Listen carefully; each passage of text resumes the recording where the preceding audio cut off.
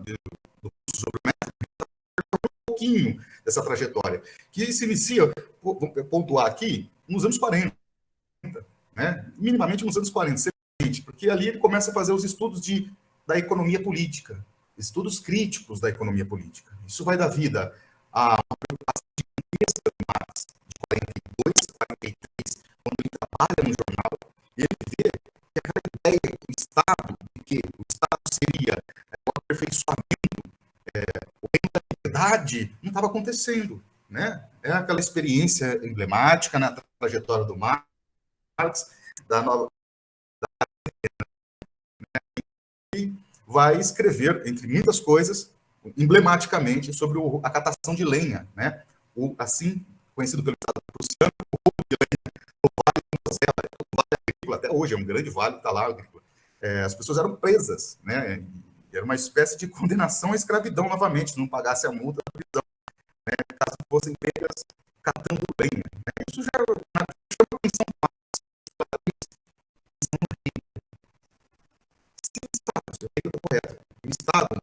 O Estado, que representa todos, e todos se identificam no Estado, porque os cidadãos, né, a sociedade civil, é o Estado, né? Olha as bolas. Por que está prendendo esse pessoal que está pegando lenha, que é um direito consuetudinário, um direito medieval, direito consolidado dos costumes, né? Direito consuetudinário, né? Ou seja, agora o Estado está reprimindo, né? Até as leis medievais eram mais progressistas em relação à vida dessas pessoas do que o próprio Estado moderno, né? Alguma coisa errada aí. O Marx vai começar a desenvolver o estudo da economia política. Só que isso não está acontecendo em 42, 43. Isso acontece quando está em Paris, né? Ele começa a estudar o lado da Nietzsche, estudar o David Ricardo, né? Os filósofos, Hegel, ali tem uma trajetória para chegar ao na nossa pública. É uma trajetória que minimamente começa ali em 44, né, e vai, durante décadas, estudando, criticando, fazendo a sua crítica à economia política, que culmina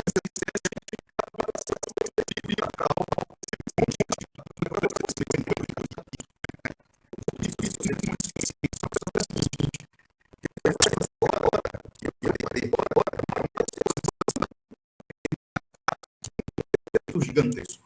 Tranquilos? Isso é muito importante, porque isso que eu vou expor aqui não se esgota nas páginas do capítulo 24.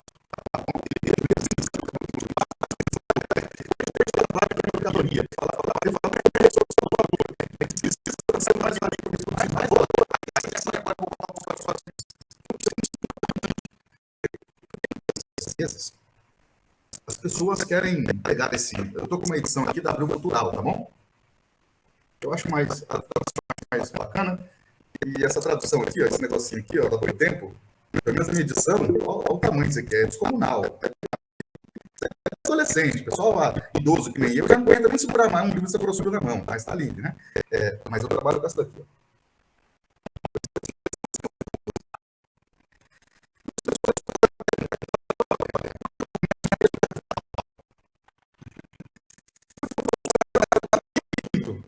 Né? Questão do trabalho. Outros vão falar, inclusive o Marx já falou isso. Começa pelo 24, né? Depois o 25, depois você vai lá para o capítulo 1. Bom, vou tentar explicar isso rapidamente. Está estudando a economia política, para fazer a sua crítica da economia política, ele publica uma primeira versão, em 59.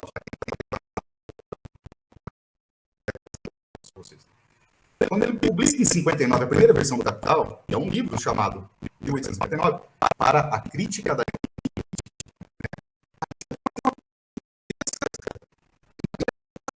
público, uma forma de exposição, que não estava resolvida ali em 1857, 58, quando ele está fazendo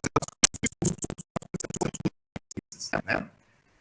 Aí ele resolve trabalhar ali, começar pela mercadoria, dinheiro, né? Tem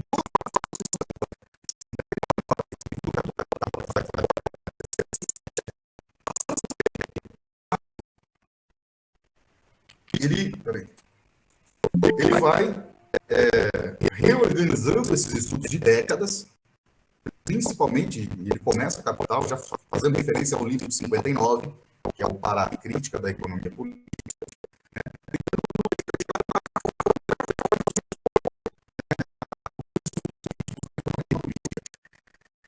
E ele começa com a mercadoria, né? Ele mantém sobre o mercado, começando pela mercadoria em 67. Isso não é sem querer. É dinheiro. Mas depois, com o Grundrisse, é 1857, 58, tá bom? Daí, olha, em 59 ele falou, a melhor forma é começar pela mercadoria, 59. Em 67, aqui no Capital, continua com essa perspectiva. Né? Estudou isso aí, foi planejado, né? Ou seja, a melhor forma de iniciar a exposição da investigação que ele fez há décadas, né, durante anos, está lá, né? E o capítulo 1 chama a história da acumulação dita, da acumulação originária, chama a mercadoria, é para começar da mercadoria. Por que começa o capital? É pelo capítulo 1 que ele deixou lá, ponto passivo. Mas, em um certo dia, por cartas, quer dizer, assim, né? Por cartas, com seu amigo, com o Renan,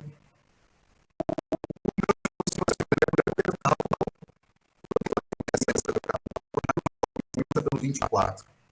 Mas isso, pessoal, é uma coisa muito particular de alguém que conhece o interlocutor, não né? E falou assim, olha, começa por aí, né? Por quê? Porque tem todo por mais que ela não fosse específica, o Kuhlmann, ele era, né? Então, é como se fosse, sem muita pretensão, mas assim, a gente está falando agora, é diferente de quem nunca leu nada, falou, vou ler o 24 isolado, né? Isso não é a proposta do Marx, essa é uma indicação que ele fez, sim, mas muito pontual, como se fosse, sei lá, me permita aqui, com todo carinho e respeito a vocês. Eu conheço vários de vocês pessoalmente. Por exemplo,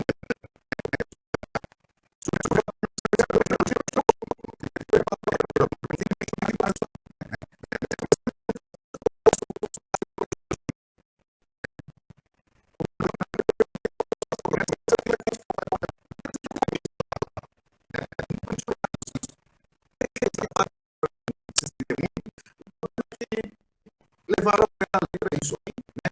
Para além dos Kuhlmann, né? Literalmente se associou que o Marx falou que a leitura do Capital deve começar pelo capítulo 24. Não, naquele contexto, para aquelas pessoas que ele conhecia, que já manjava pra caramba do que ele estava estudando, que acompanhava o estudo dele há décadas, ele sugeriu, é verdade, mas não é para quem não conhece, né? Para o público geral, é o capítulo 1. Por onde começa? É o capítulo 1. Tá lá, é por isso que ele publicou como capítulo 1. Tranquilo? Eu acho que isso é óbvio, mas é preciso falar nessa altura do campeonato essas obviedades, né? Porque a gente quer o caminho mais fácil, não é verdade? A gente quer. Ainda mais quando a galera descobre que o Carlo Cafiero, na Itália, fez um resumo, e o Marx aprovou aquele resumo, que é um resumo do Capital 1 inteirinho, aí a galera adora, porque é um livrinho dessa grossurinha, assim, ó. É um poker. Mas ele respondeu para o Cafiero, falou, ó, então, olha, muito bom, parabéns. Para. Dentro daquele contexto, é claro, qual é o objetivo do Marx? Ele não vai escrever no Capital para ficar na prateleira da universidade, nem ficou, né, na época, ou seja, para ficar entre os intelectuais, é para divulgar com a classe trabalhadora mesmo. Né? E aquele esforço do Cafiero para poder traduzir uma linguagem mais acessível à classe trabalhadora é muito bem-vinda. Assim como as aulas que nós, militantes revolucionários, hoje em dia, fazemos, como essa aqui, que é uma outra, caramba, mas com o objetivo de desenvolver introduções, divulgar a obra. Isso é muito importante, é só nesse sentido. Não quer dizer nunca, jamais, que aquele livrinho de Cafiero consegue dar conta de explicar sequer o capítulo da mercadoria. Está muito bom, agradeceu ele. É óbvio. Né? A Revolução Internacional, todo o apoio de qualquer lugar é muito importante. Né? O Marx vai fazer altos elogios da Rússia. Esse é o final. Né? Isso seria muito importante para outra aula também. O governo populista, na Rússia, tem limites de contextos, né? Mas é extremamente progressista em relação à sociedade czarista. Né? Enfim, dito esses pontos preliminares, a gente está fazendo aqui no início, né, uma aula sobre o Capital 24, mas não é o início do estudo do Capital, não é a proposta, a gente não está estudando o Capital, etc. Se fosse um grupo, uma aula sobre o Capital, ia começar certamente no prefácio, né, E no capítulo 1, capítulo 2, essa sequência mesmo, porque é essa que ele escreveu para ser entendido, beleza? E aí vem uma questão importante. Isso é esclarecer isso importante. O Marx é que escolheu começar pelo dinheiro e finalizar com a colonização? Não, não. Sabe por quê? É a forma que a realidade existe, se apresenta para nós. Ele entendia, num certo momento, nos anos 50, que era o dinheiro. A realidade mais fenomênica. Ele não, é mercadoria. É a questão mais simples. É a categoria mais simples, mais tangível, corriqueira, do dia a dia de qualquer um. De um nobre prussiano ao industrial em Manchester ou o operário irlandês. Né? Todo mundo tem acesso à mercadoria. Olha aqui ao meu redor, ao redor de vocês. Está lotado de mercadoria. Isso é o mais imediato, é o mais tangível. Né? Então ele parte daí. E toda essa sequência de capítulos do Capital tem a pretensão de expor a realidade do objeto. Expor a realidade da sociedade que existe. Captar o movimento dialético, expor esse movimento dialético da forma que ele é, não da forma que ele gostaria que fosse. Tranquilos?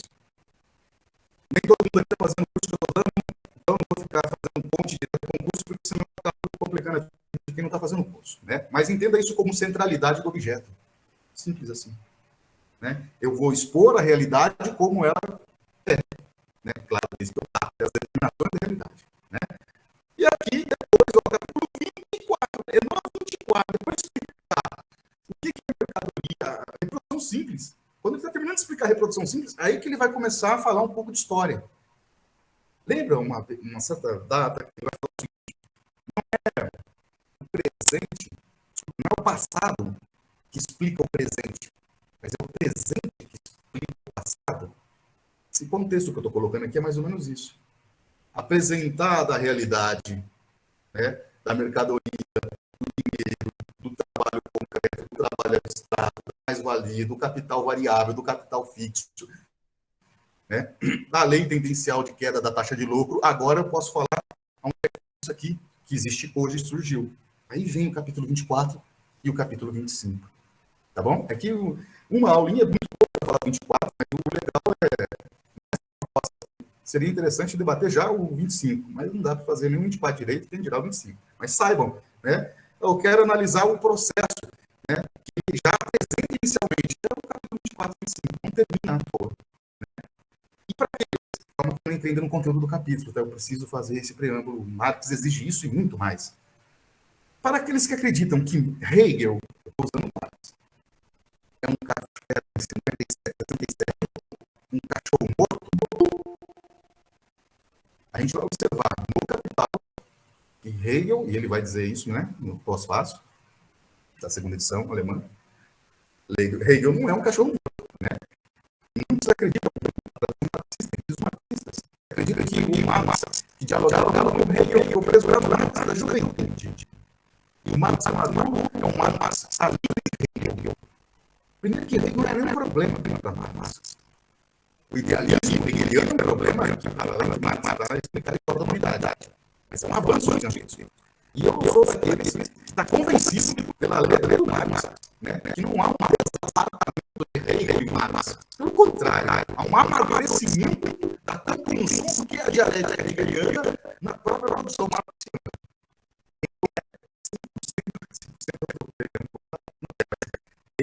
Todo momento foi presente na obra do Marx. Está aqui o capital. Ou alguém acha que vai falar 59, de a realidade é uma síntese de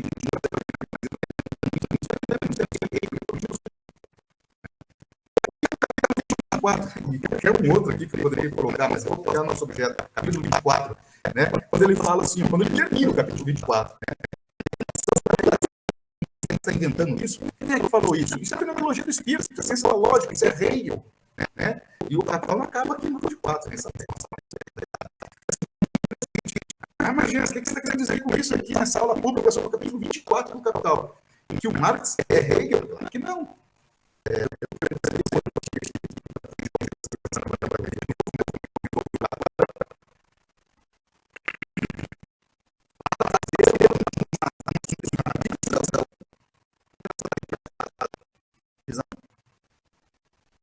divisão simples não é opcional. Eu tenho que saber multiplicação. Não rola divisão sem ser tabuada. Né? Para entender essa forma de exposição, investigação e exposição, eu preciso entender os referenciais do Marx. Né? Eu preciso dialogar com Hegel. Não é opcional. Né? É uma grande ilusão achar que dá para ler o capítulo 24 ou o Capital todo, né?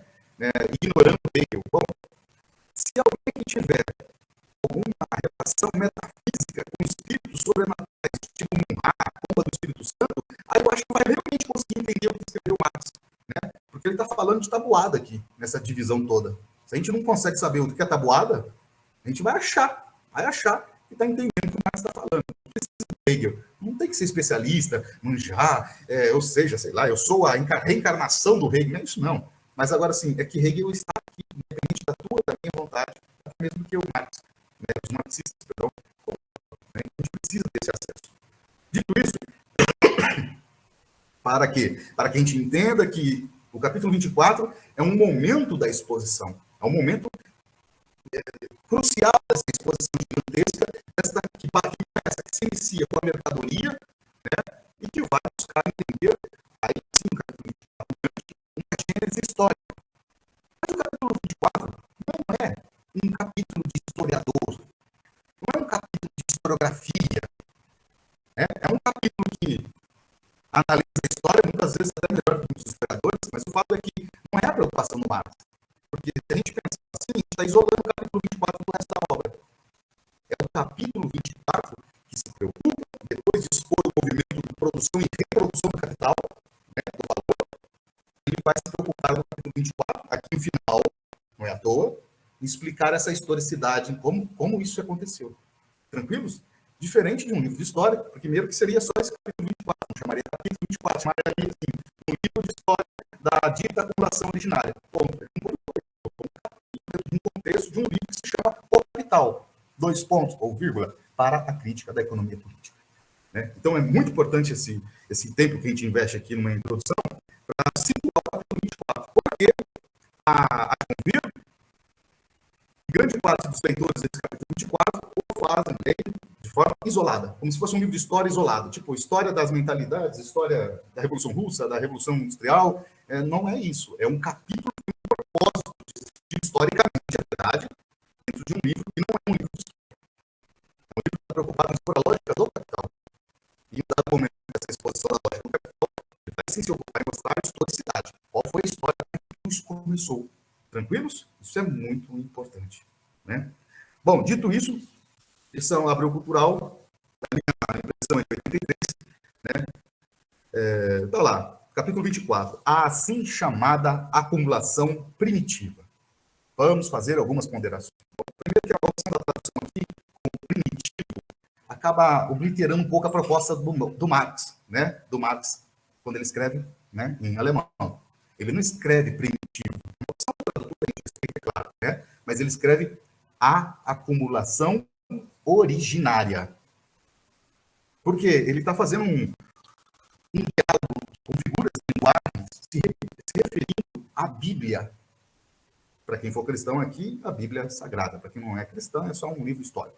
Né? Ou seja, há uma referência à Bíblia, ao pecado original, esse originário, propositalmente escrito em alemão, original, com referência ao texto bíblico, né? Ou seja, pecado original. O pecado original é o Adão que desgramou tudo lá. Não é? Ou seja, o Deus fez o universo, fez o mundo só, né? Mas enfim, fez o mundo, colocou as coisas lá, colocou o ser humano no rolê, fez o paraíso, ó, é o paraíso, chuchu, mãozinho com açúcar, tudo maravilhoso, ó, tem essa árvore aqui, essa árvore vocês não acessem, dá enter nessa árvore, não rela nessa porra, faz tudo, queima tudo se quiser, mas nessa árvore não. Aí os caras foram lá e mexeram na árvore, né? Adão, muito cagueta, botou a culpa na Eva, e aí tem toda essa coisa patriarcal que a gente sabe, de culpabilização da mulher, etc. O fato é, não seguiu as ordens naturais de Yahvé. Portanto, o seu castigo de hoje em diante é ganhar antes de maçãzinha, não, perdão. Tinha melancia, tinha o que você quisesse, café, tinha tudo de graça no paraíso. Mas fez o que não podia fazer. Colocou na árvore sagrada, não queria. É o pecado original. E hoje em diante de Deus, né? De hoje em diante eu te condeno a conseguir tudo através do trampo, do trabalho, dos colaboradores. E aí, claro, né? Pessoas que vão ficar meio que marcadas, né? E que literalmente, né, serão desgraçados pelo próprio Criador. De lá em diante, tá tudo era paraíso. Mas fez, né? Fez caca e agora vai ter que pagar com o suor da sua testa. É Bíblia, é a Bíblia. É com isso que o Marx está dialogando. Por quê? Olha o nome do capítulo. A assim chamada acumulação originária, ou acumulação original, ou acumulação primitiva. Então, está claro aqui. Se primitivo é em relação ao originário, está lá em alemão, que é um diálogo direto com a Bíblia em relação ao pecado original. Tranquilos? Mas agora vamos pegar só aqui o título do capítulo da agora. A assim chamada. O capítulo do Marcos 24 não chama assim, se chama assim, ó, a acumulação original. Ou a acumulação primitiva. Se chama a assim chamada. Assim chamada por quem? Né? Esse é o pulinho do gatinho aqui. Né? Ou seja, é chamada de acumulação originária por quem? Pela economia burguesa. Pela sociedade burguesa, os intelectuais, os economistas políticos. Né? Quem geralmente é o nome? Adam Smith, por exemplo. Né? Eu não fiz aqui, ele que faz, né? A referência. O Adam Smith. Para o Adam Smith, se vocês pegarem aí, tem um internet para baixar, né? A reencarnação, da coleção Pensadores também, né? No volume 1, no lugar lá no começo do volume 1 da Riqueza das Nações, ele vai fazer essa explicação, né? Que a origem da riqueza ela é dada por um grupo de pessoas que souberam gastar na coisa certa, investir em coisas certas, fazer poupar, economizar, etc. Né? E outros não souberam fazer isso. Né? Então, se colocou durante a história, né? Aqueles que têm e aqueles que não têm. Marx chama isso de uma espécie de anedota que dialoga com a ideia do pecado original. Assim chamada população ordinária. Assim chamada pelos economistas clássicos. Né? Que diz que naturalmente Deus as mesmas condições para todo mundo ali atrás. Né? Uns souberam aproveitar, outros não souberam. E aí você tem um grupo de pessoas sábias, inteligentes, só investidor, né? Que conseguiram usar essa riqueza toda para viver bem. E outros que por natureza, não souberam fazer isso. Os homens bons, John Locke, Marx não fala de John Locke, eu estou colocando aqui agora. É o que o John Locke chama de homens bons, os virtuosos. Faz parte desse contexto dessas anedotas para explicar a origem daqueles que têm e daqueles que não têm. Claro que a gente está bem depois, tem um Locke lá atrás ainda. Tá bom? Então, eles são os homens bons, que sabem fazer tudo por onde é a vontade de Deus, somos a razão, e os virtuosos e os não virtuosos. E por mais que Deus tenha feito esse caboclo e essa cabocla, não sabe usar as propriedades que Deus deu. E aí vem desgraça, dívidas, né, gastos, ganha, mas gasta tudo, etc. Então, somos sábios, inteligentes, virtuosos, virtuosidade. Vão saber acumular um dado momento da história, vão investir esse dinheiro acumulado na indústria, né, nas navegações, seres humanos, tá bom? A questão, então, colocada aqui em primeiro momento, ele diz: assim chamada população primária, que é uma tese dos economistas portugueses para justificar a acumulação de riqueza, né? A origem da riqueza das nações. Tranquilo? Com Adam Smith. E aí já vem um texto de Marx. Né? Então, eu só estou aqui nesse capítulo. Agora eu vou fazer um texto do capítulo e vou fazer uma pergunta para vocês. Chamada acumulação primitiva, e aí item 1. Olha só que interessante, o nome do item 1. E eu vou projetando para vocês aqui na tela, eu achei que já está mais importante. O segredo da acumulação primitiva originária. Né? O segredo da acumulação primitiva. Então, o Marx está iniciando aqui, né? Ou seja, tem essa palavra primitiva, né? Eu vou aqui colocar o segredo, vou revelar esse segredo, né? Desse papo todo que colocam. E eu vou fazer uma leitura para vocês, né, gostando ou não. Vamos ao texto do Karl Marx.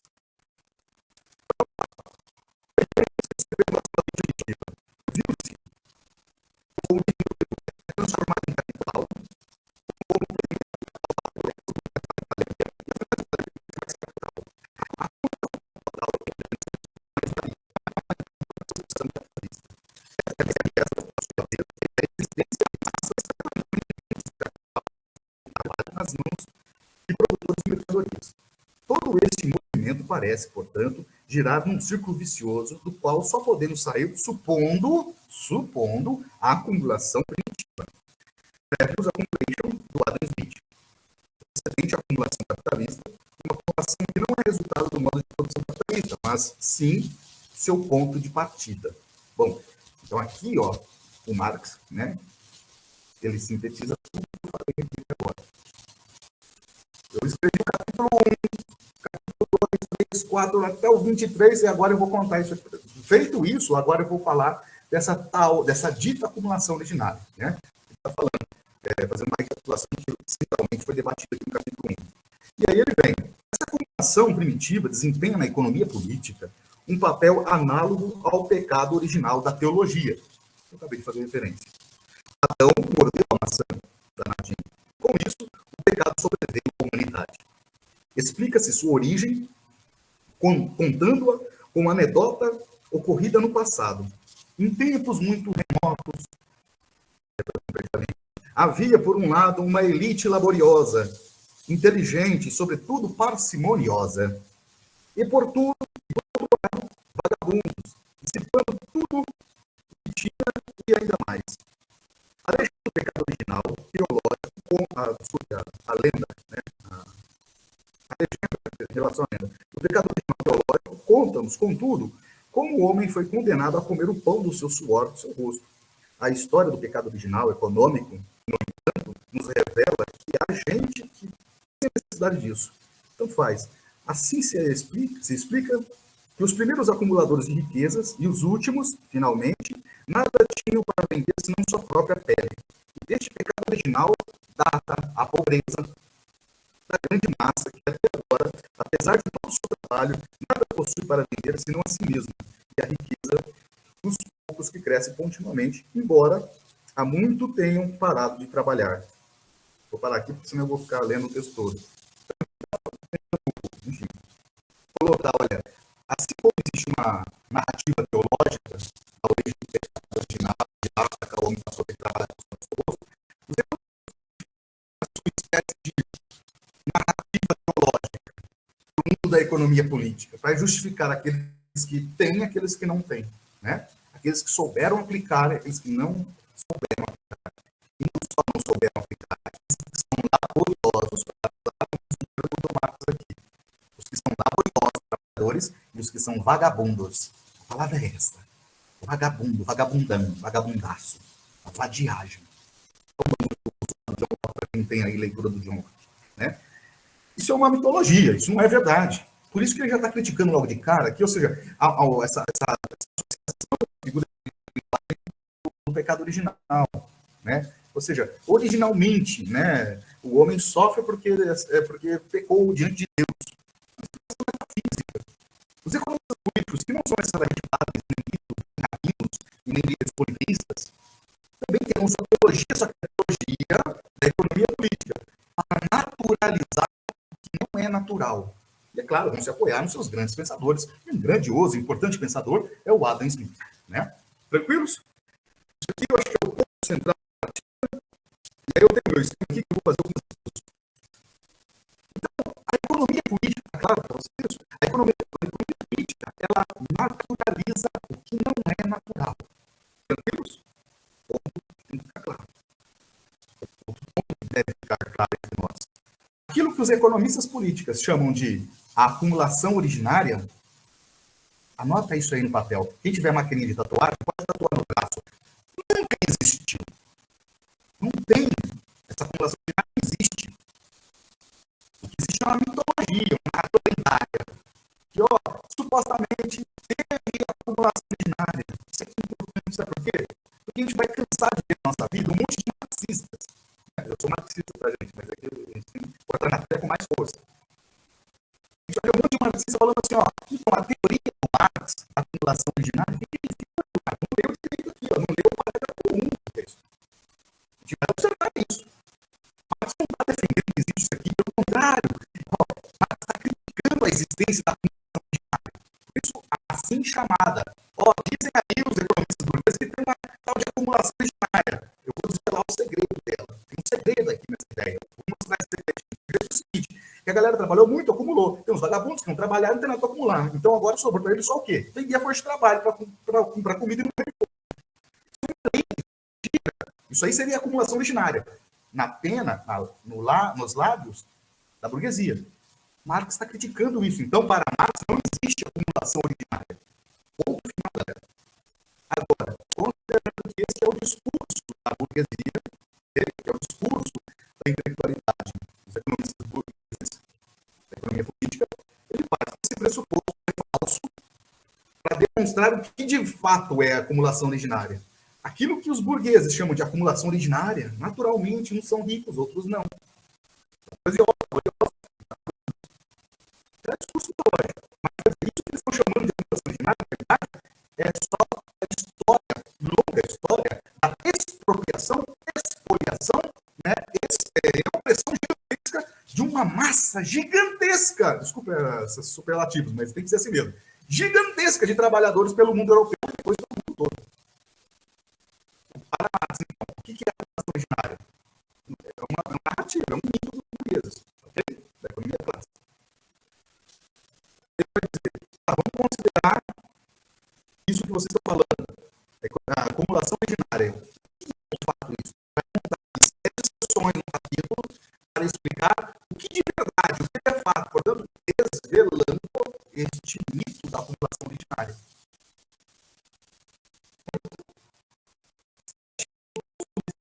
Sessões aqui dentro desse capítulo para explicar, olha, aquilo que estão falando que é natural não tem nada de natural, é histórico e começa lá no século XIV. E eu vou explicar isso para vocês agora. Eu não vou não, quem explica aqui é o Marx, tá? Então tá lá o Marx com as 7 sessões, vou passar por elas aqui. Tem a atenção de esgotar aqui o que está escrevendo nessas 7 sessões. Então nesse sentido, eu preciso fixar aqui alguns pontos com vocês.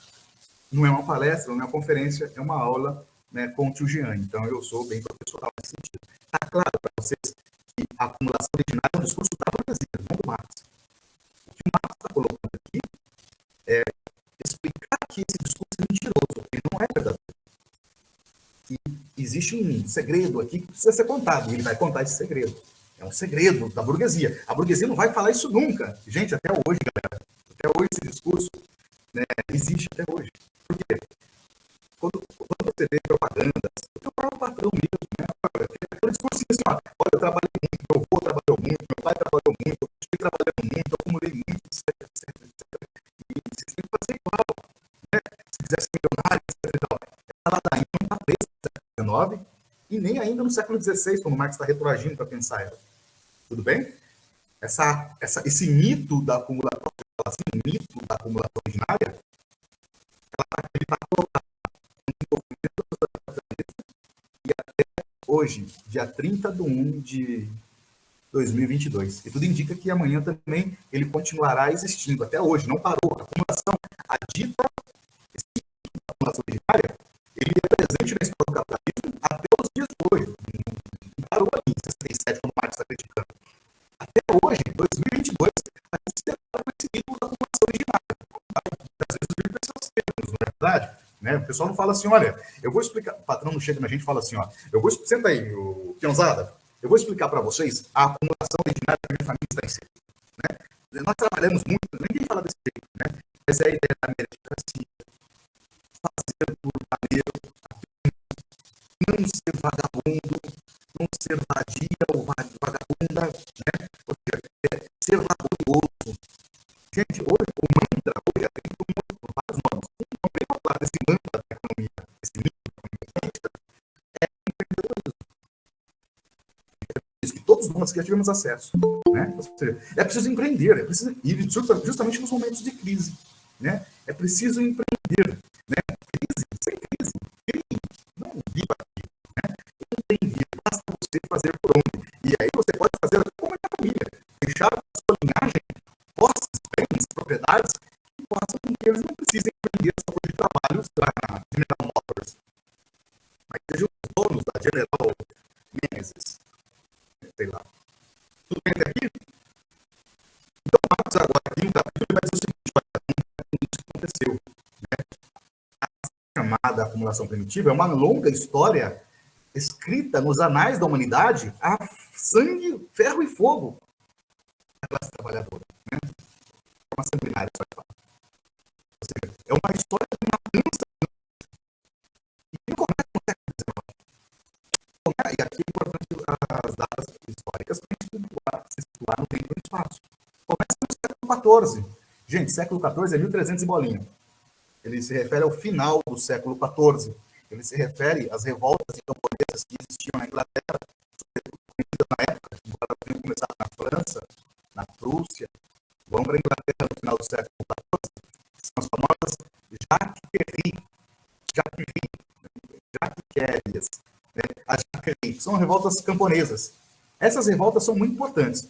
Normalmente no ensino médio aqui no Brasil, salvo as exceções, por favor, a gente fala, eu ensino para os alunos nas aulas de história, sobre Jaqueri, quando a gente está falando sobre a crise do feudalismo, a Baixa Idade Média. A gente só fala assim, ó, são revoltas de camponeses que queriam acesso à terra, etc. e tal. É muito mais do que isso. Porque essas Jaqueri que atormentou a elite feudal durante 1350 a 1389, por exemplo, na Inglaterra, atormentaram os senhores feudais porque não era só uma revolta de camponeses que lutavam pela reforma agrária, na verdade, era uma revolta de camponeses que lutavam pelo fim da servidão. Gente, servidão é o sistema, é a forma de produzir a vida no feudalismo que marcou a vida durante mais de 1000 anos. A Jaqueri não estava falando assim, estou comprando lote aqui para fazer a propriedade. Mas eles estão lutando contra o fim da servidão. Isso é muito importante. O Marx vai dizer aqui, para quem está acompanhando o texto do Marx aí, eu estou aqui no, pensar aqui no item 2 já, tá? Não tem de ficar fazendo uma fala, esgotando todo o conteúdo. Não dá. Mas vou passar por todos. Tenho essa pretensão de passar por todos. Então, é uma luta contra o fim da servidão. E por que, gente? Isso é importante? Porque para desenvolver o capitalismo, para que o capitalismo existisse, é necessário trabalhadores servos. Trabalhadores escravos? Não. É preciso trabalhadores livres. Mas livres como os pássaros. Por isso que eu gosto mais dessa tradução. A tradução poética tirou essa parte poética. Não sei porquê, né? Ou seja, a liberdade é uma liberdade dos pássaros, dos passarinhos, ele fala. Mas é a liberdade. E a liberdade dos passarinhos. Né? O passarinho é livre para ir onde quiser, né? Mas se a natureza não der nada, se tiver uma enchente ou um fogaréu, etc. e tal, não produz nada. Para sobreviver. É uma liberdade dos passarinhos. Então, é uma liberdade muito, muito ruim. Mas para o capitalismo, ele é muito importante. Eu não sou mais servo. Eu não devo mais obrigações. Eu sou livre. Ah, mas livre para quê? Livre para aqueles que podem chegar para mim. Sem isso, não teria capitalismo. Isso é muito importante. Então, é importante lembrar que o Marx ele dá ênfase nas camponesas, né? Que é uma luta da classe camponesa, e é uma luta para o fim da servidão. E na Inglaterra, essa servidão do Marx está praticamente extinta desde o final do século XIV. Né? Isso foi muito importante. E uma outra coisa que eu queria dizer, já deveria ter dito, esse capítulo aqui trata da particularidade inglesa. Tá?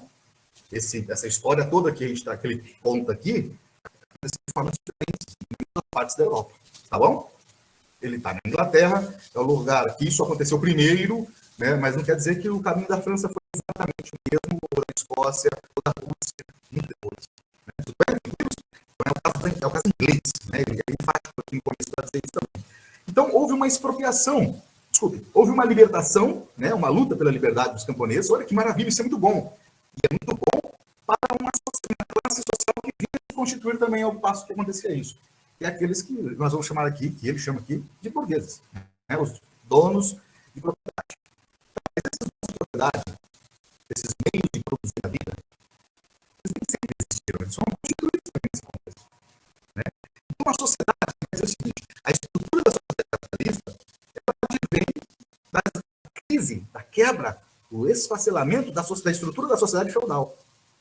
Em outras palavras, Jean, que a gente encontra normalmente aí, é a transição feudo-capitalista. Tudo bem? A gente vai encontrar muito debate nesses termos. É a transição feudo-capitalista. Nessa transição feudo-capitalista, você tem os servos servos, no caso inglês, hein? Porque na França o servo continuou servo durante muitos séculos ainda. Mas no caso inglês, os servos não são mais servos, são camponeses livres. O que significa isso, gente? Gente, significa assim, ó, a enxada é minha. Vai, vamos voltar um pouquinho. Antes, na servidão, antes de ser camponeses livres, na servidão, como é que era a relação? A enxada não é minha. É do dono da terra, do senhor feudal. O arado, o canivete, não sei se tem nas partes, né? Enfim, tudo era do dono. Eu usava uma parte, era minha, mas eu devia obrigações a esse senhor feudal. Com o fim da servidão, isso assusta muito, porque a gente pensa que a servidão é uma coisa, né? Isso vai influenciar a historiografia fortemente. Até no século XIV, essa servidão é acabada. Tinha um camponês livre. Em relação ao que eu acabei de falar agora ao servo. O camponês também, é o servo. O camponês livre, a enxada, o gadanho, o enxadão, as facas, o arado, é dele. Tá bom? Tranquilos até aqui? Os meios de produção, os camponeses, sem pensar cidades medievais, que tem poder desse processo, a gente vai entrar nas guildas, nas corporações de ofício, ele entra aqui, eu não vou entrar aqui porque não dá tempo, senão eu fico só no tópico 1. Então, observa, pensando no camponês, que a grande massa é os camponeses, preciso dar ênfase, ele mesmo dá ênfase aos camponeses. Então, o que acontece? Os camponeses livres, eles são donos dos meios de produção. Olha, muita atenção para isso aqui, meus queridos e queridas. É difícil, talvez, entender, porque nós, a não ser que está essa mas quem é trabalhador é difícil entender isso aqui, muitas vezes. O que é ser dono dos meios de produção? Eu sou professor. Se eu fosse dono dos meios de produção, eu seria dono do MIT. O MIT era meu. A luz é minha, a escola é minha. Estou digitalizando tudo aqui, tá bom? Mas para mim fazer. Os camponeses são donos dos meios de produção da vida. Então precisam da autorização, assim, ó, eu preciso que o meu senhor fale assim, eu posso plantar ali batatinha? Não, plante batatinha ali, plante batatinha lá. Aliás, não plante batatinha, plante, sei lá, plante o que eu quiser. Você não tem a regência da vida, isso é muito importante. Regência, reitoria, regência da vida. Quando você é um trabalhador livre, você tem regência da vida. Para que existisse o capitalismo, foi necessário tirar essa característica. Atenção, sem utopia e utopismo. Não quer dizer que esse camponês livre está tranquilo, está suave, garantido, a vida é uma maravilha. Não é isso não, ok? Olha lá. Mas o fato é, ser um trabalhador livre foi fundamental para o desenvolvimento do capitalismo. Mas ser um trabalhador livre para deixar de ser. Porque esses trabalhadores livres é importante para que, no decorrer desse processo de transição feudo-capitalista, deles fossem expropriados dos bens. Se quiser pensar de forma simples, como eu estou colocando, da enxada até o pedaço de terra, que é uma terra também de direito consuetudinário, não é metáfora, viu? Milhares de anos. Naquela terra. Expressão da Inglaterra, Costa da Inglaterra, Escócia, enfim, norte da França, Portugal, os camponeses estão ali, vivendo ali há muito tempo. Né? Então, o que eu quero chamar a atenção é que um grupo desses humanos livres, que não estão ali na população, são os trabalhadores, etc. e tal, vão empreender verdadeiras guerras para expropriar todos os trabalhadores livres. Continuarão sendo trabalhadores livres. Só que agora, os portadores não mais da enxada, ou do pedaço de terra, ou sei lá, do balde, só de uma coisa, da força de trabalho. É a única coisa que ele restará. Isso é importante. Agora, mas como é que aconteceu isso? O Marx está tentando explicar isso para nós aqui. Porque, de acordo com a mitologia da economia burguesa, é assim mesmo, viu, gente? É natural. Marx está cientificando, assim, é natural, não. A gente não pode naturalizar uma coisa que não é natural. Tem um processo histórico. E todo esse processo de expropriação dos meios de produzir a vida é um processo de longa duração. Remonta ao final do século XIV até o ápice da Revolução Industrial. E que, eu acrescento, e que não acabou até os dias de hoje, 2022, continua existindo.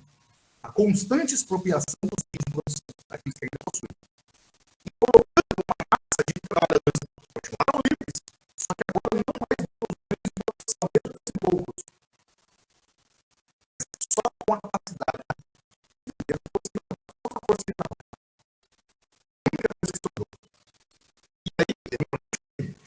que isso acontecesse, essa expropriação, isso aconteceu desde o século XVI, aí dá ênfase no século XVI inglês, né, com os famosos cercamentos, ou enclosures, né, que é esses cercamentos, né?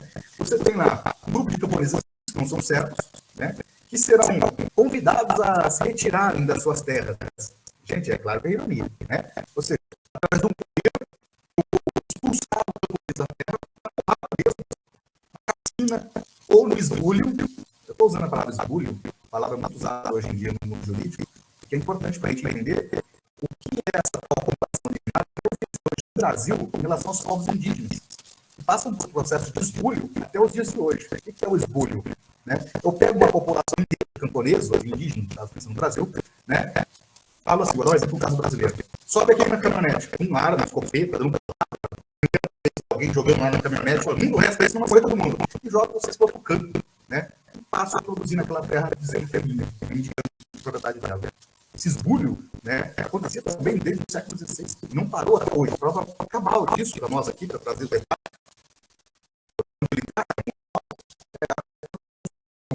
A expropriação dos povos indígenas e de todos os camponeses que existem no Brasil. Né? Não só no Brasil, no mundo, gente. No mundo, tá? Então, esse processo de expropriação vai criando um tipo de trabalhador desempregado, mas é portador de uma coisa muito importante, a força. Esse processo de expropriação até os dias de hoje, né? Pensando no século XIX, quando o texto foi escrito, mas vem até os dias de hoje, em que o trabalhador vai sendo expropriado radicalmente de tudo, sobrando somente uma possibilidade para ele, que é vender a força de trabalho. Né? Claro que isso está associado a uma coisa que também nós estudamos muito nas aulas de história, que é o famoso êxodo rural. Né? A saída do campo e ir para as cidades. Quero fazer um trabalho de empresas aqui. Normalmente, mas não foi assim, para aqueles que não tiveram acesso a uma história crítica, eles nos ensinam sobre o êxodo rural, como se fosse agora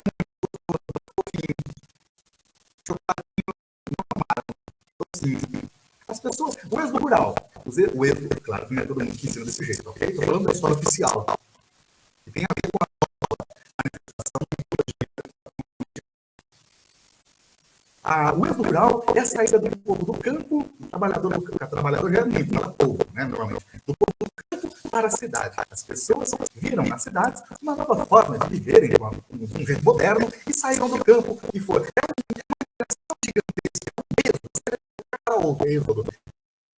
Né? E as pessoas foram viver nas cidades. Assim, no século XX, XIX, ou até do século XVI, pensando com o Marx aqui, o êxodo rural existiu sim. Mas ele não foi nada harmônico, nada idílico, paradisíaco, esses discursos maravilhosos que eu quero brincar agora aqui. Ele foi feito na base do ferro e fogo. Né? De sangue da classe trabalhadora campesina, né? Que foi obrigada, expulsa da terra, para ir aonde? Para onde interessava. Primeira coisa de trabalho no século XVI ao XIX, pensar. Né? Ou seja, então, o êxodo rural é uma violência gigantesca, em que a maior parcela da população que vivia no campo, até o século XIX, a maior parcela das pessoas no mundo, até os anos 70, 50, uma inversão depois no século XX. Mas aí o senhor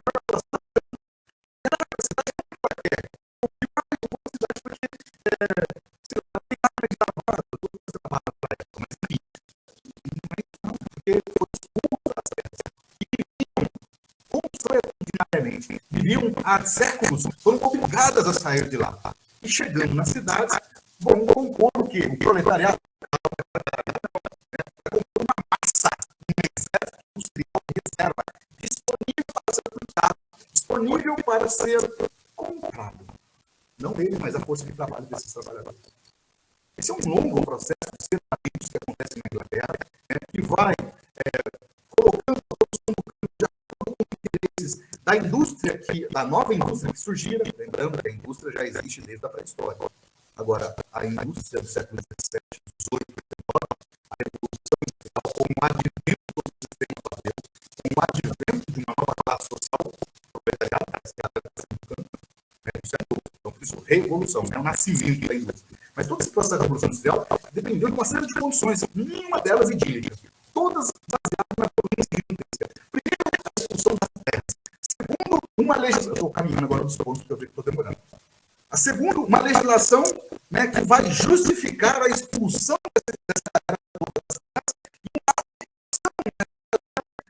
na nova realidade do mundo urbano, né? Aí vem a lei contra a vadiagem, vem a lei dos pobres, vem uma série de para justificar e adequar a nova realidade. Está dando para sacar? Muitas pessoas se perdem ao estudar. Talvez o Marx não é muito nítido, mas esse é um processo que durou séculos. Não foi uma semana, né? As terras, os impostos. Na outra semana faz as leis, a legislação da lei dos pobres. Não, isso é um processo de longa duração. Tá bom? Isso está demorando séculos para acontecer. Mas está olhando para o processo, na história de longa duração, não fragmento, identificando os elementos centrais. Está pontuando, primeiro aconteceu isso, depois aquilo, né? Então, nesse sentido, há uma segregação da terra, né? Há uma expulsão dos favorecimentos. A produção agora, ela tem desinteresse na nova economia. Qual que é mais interessante? Terras para produzir ovelhas, criar ovelhas, né? Extrair a lã, ou terras para plantar batatas? Depende do interesse da indústria, né?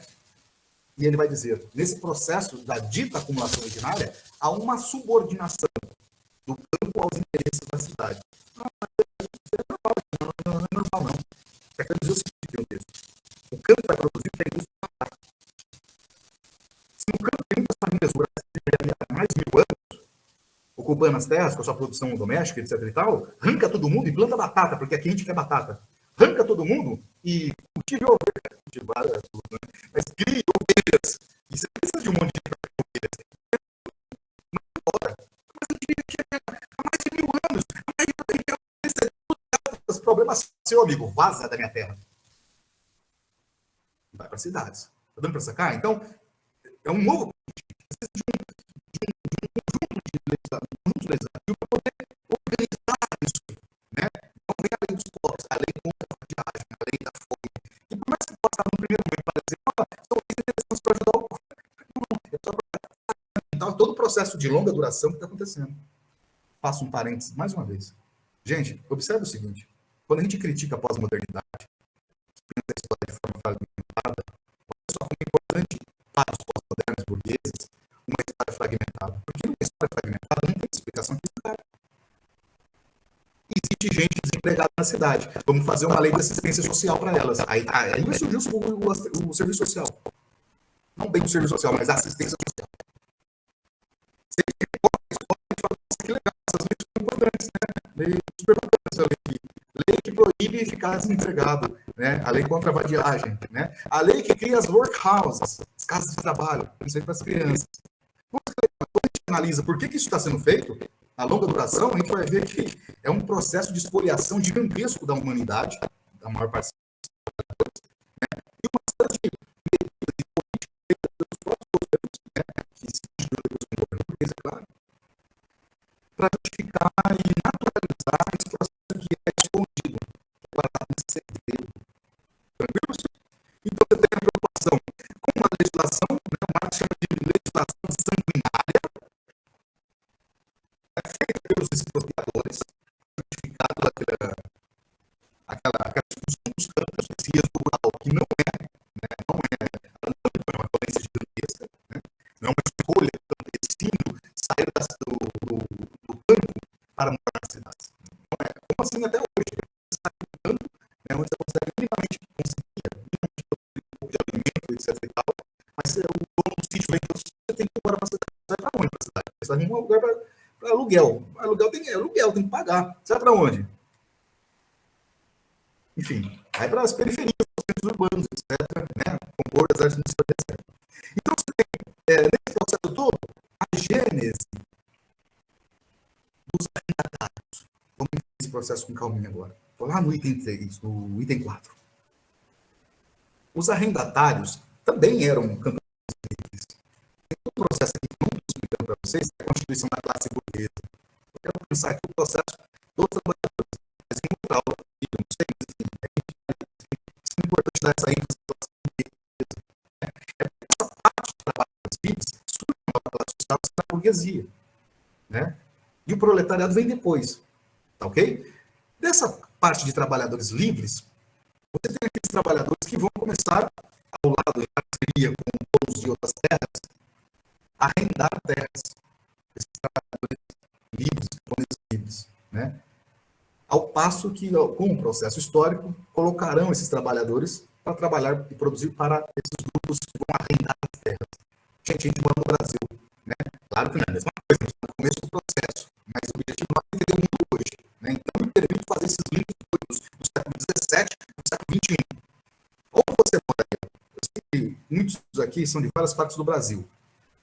Quem mora, quem está aqui, não precisa morar aqui para saber isso que eu vou dizer, no interior do estado de São Paulo, está super familiarizado com plantação de cana. Se morar no Mato Grosso do Sul, ou ainda em São Paulo, ou Tocantins, está super familiarizado com produção de soja, e aí vários gêneros agrícolas de vários setores, vários gêneros. Quando a gente fala de arrendatário, né, renda da terra, que depois vai virar a renda da terra, mas o começo aqui são as pessoas que arrendam terras, não são os donos da terra. Eles arrendam a terra para produzir na terra. É familiar para vocês, essa galera? Mas eles, a gente não vê eles. Né? Eu nunca vi um arrendatário, nunca vi um ponto de ônibus falando, tudo bem, uma cabeça assim, eu sou arrendatário da usina Guarani, no interior do estado de São Paulo. Nunca vi isso. A gente sabe que tem arrendatários, né, que arrendam a terra para plantar cana. Um impacto disso é desgraçado. Já pararam para pensar na questão, hoje a gente está no século XXI, continua existindo, mas observa no Brasil esse processo de desenvolvimento do arrendatário, né, ou do capital agrícola, do capital subordinando a agricultura aos seus interesses. Você tem uma pressão gigantesca de grandes grupos que vão pressionar o pequeno agricultor para vender a terra dele, para arrendar a terra dele, para poder produzir o que ele quer, ou ele não quer produzir, então arrenda a terra para mim. Isso é melhor das hipóteses. Isso é a melhor das hipóteses. É uma das graças. Eu estou falando de grupos que vão literalmente pressionar, vão matar, vão expulsar, vão fazer o esbulho. Olha o norte do Paraná. Né? Já ouviram falar da Guerra do Contestado? Né? Se não viram, vão correr hoje atrás dessa Guerra do Contestado. Né? Os camponeses, os trabalhadores ali, aqueles que eram dali da região, aqueles que foram da região trabalhar na estrada de ferro, enfim, eram campesinos, né? Foram esbulhados, massacrados. E não era tipo assim, ó, gente, você quer plantar cana? Eu pago bem, hein? Não, eu vou matar a tua família. Eu não vou matar só a tua família. Dramatização da minha parte, mas não é não. Não é não. É a dramaticidade real da história humana. Né? Ou seja, é tudo escrito a ferro e fogo, né? E sangue da classe trabalhadora. Ou seja, famílias inteiras, milhares, centenas de famílias, milhares de pessoas foram assassinadas lá em fundo. Isso aí, pensando na região norte, pensando aí no Estado, pensando no Estado de São Paulo, no Nordeste, por exemplo, hoje, na região sul da Bahia, deve ter camaradas aqui da Bahia, né? A região produtora de cacau, né? Trabalho escravo até hoje. As produções de cana no interior do estado de São Paulo, trabalho escravo até hoje. Produção de soja no Mato Grosso do Sul e Mato Grosso, trabalho escravo até hoje.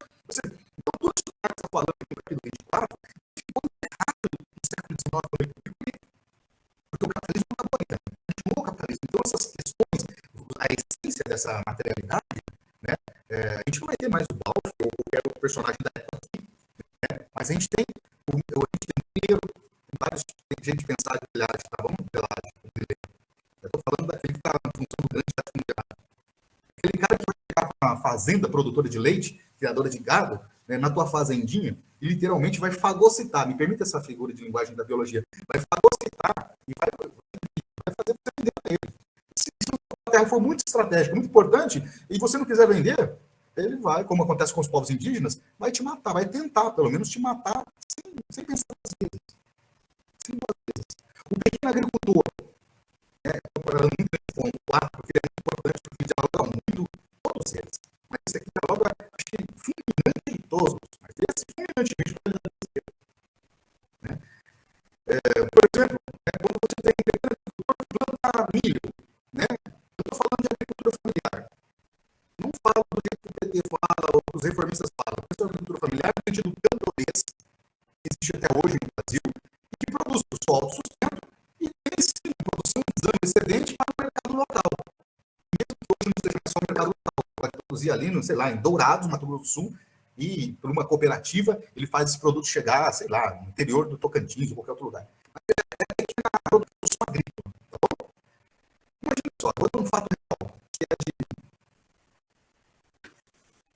esqueci o nome da cidade. Diego, me ajuda aí. Como é que chama aquela cidade que fica entre Ponta Porã e Novo Mundo, ali no Mato Grosso do Sul? Tem uma cidade ali, esqueci o nome. Samambaia. Pequeno agricultor na região de Samambaia, no Senhor, ele produzia milho, né? E aí o latifúndio de soja chegou, né? Fagocitou a pequena propriedade dele, né? A propriedade não sei exatamente, mas é uma chácara, né? Não é um sítio, é uma chacrinha.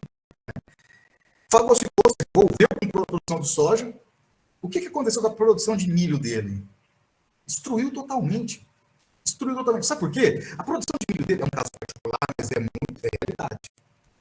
O problema é quando a gente cria um caso pontual, ficcional, como cria a economia política, para justificar o todo. Uma parte do todo, que eu estou dando exemplo. Justificado? Continua.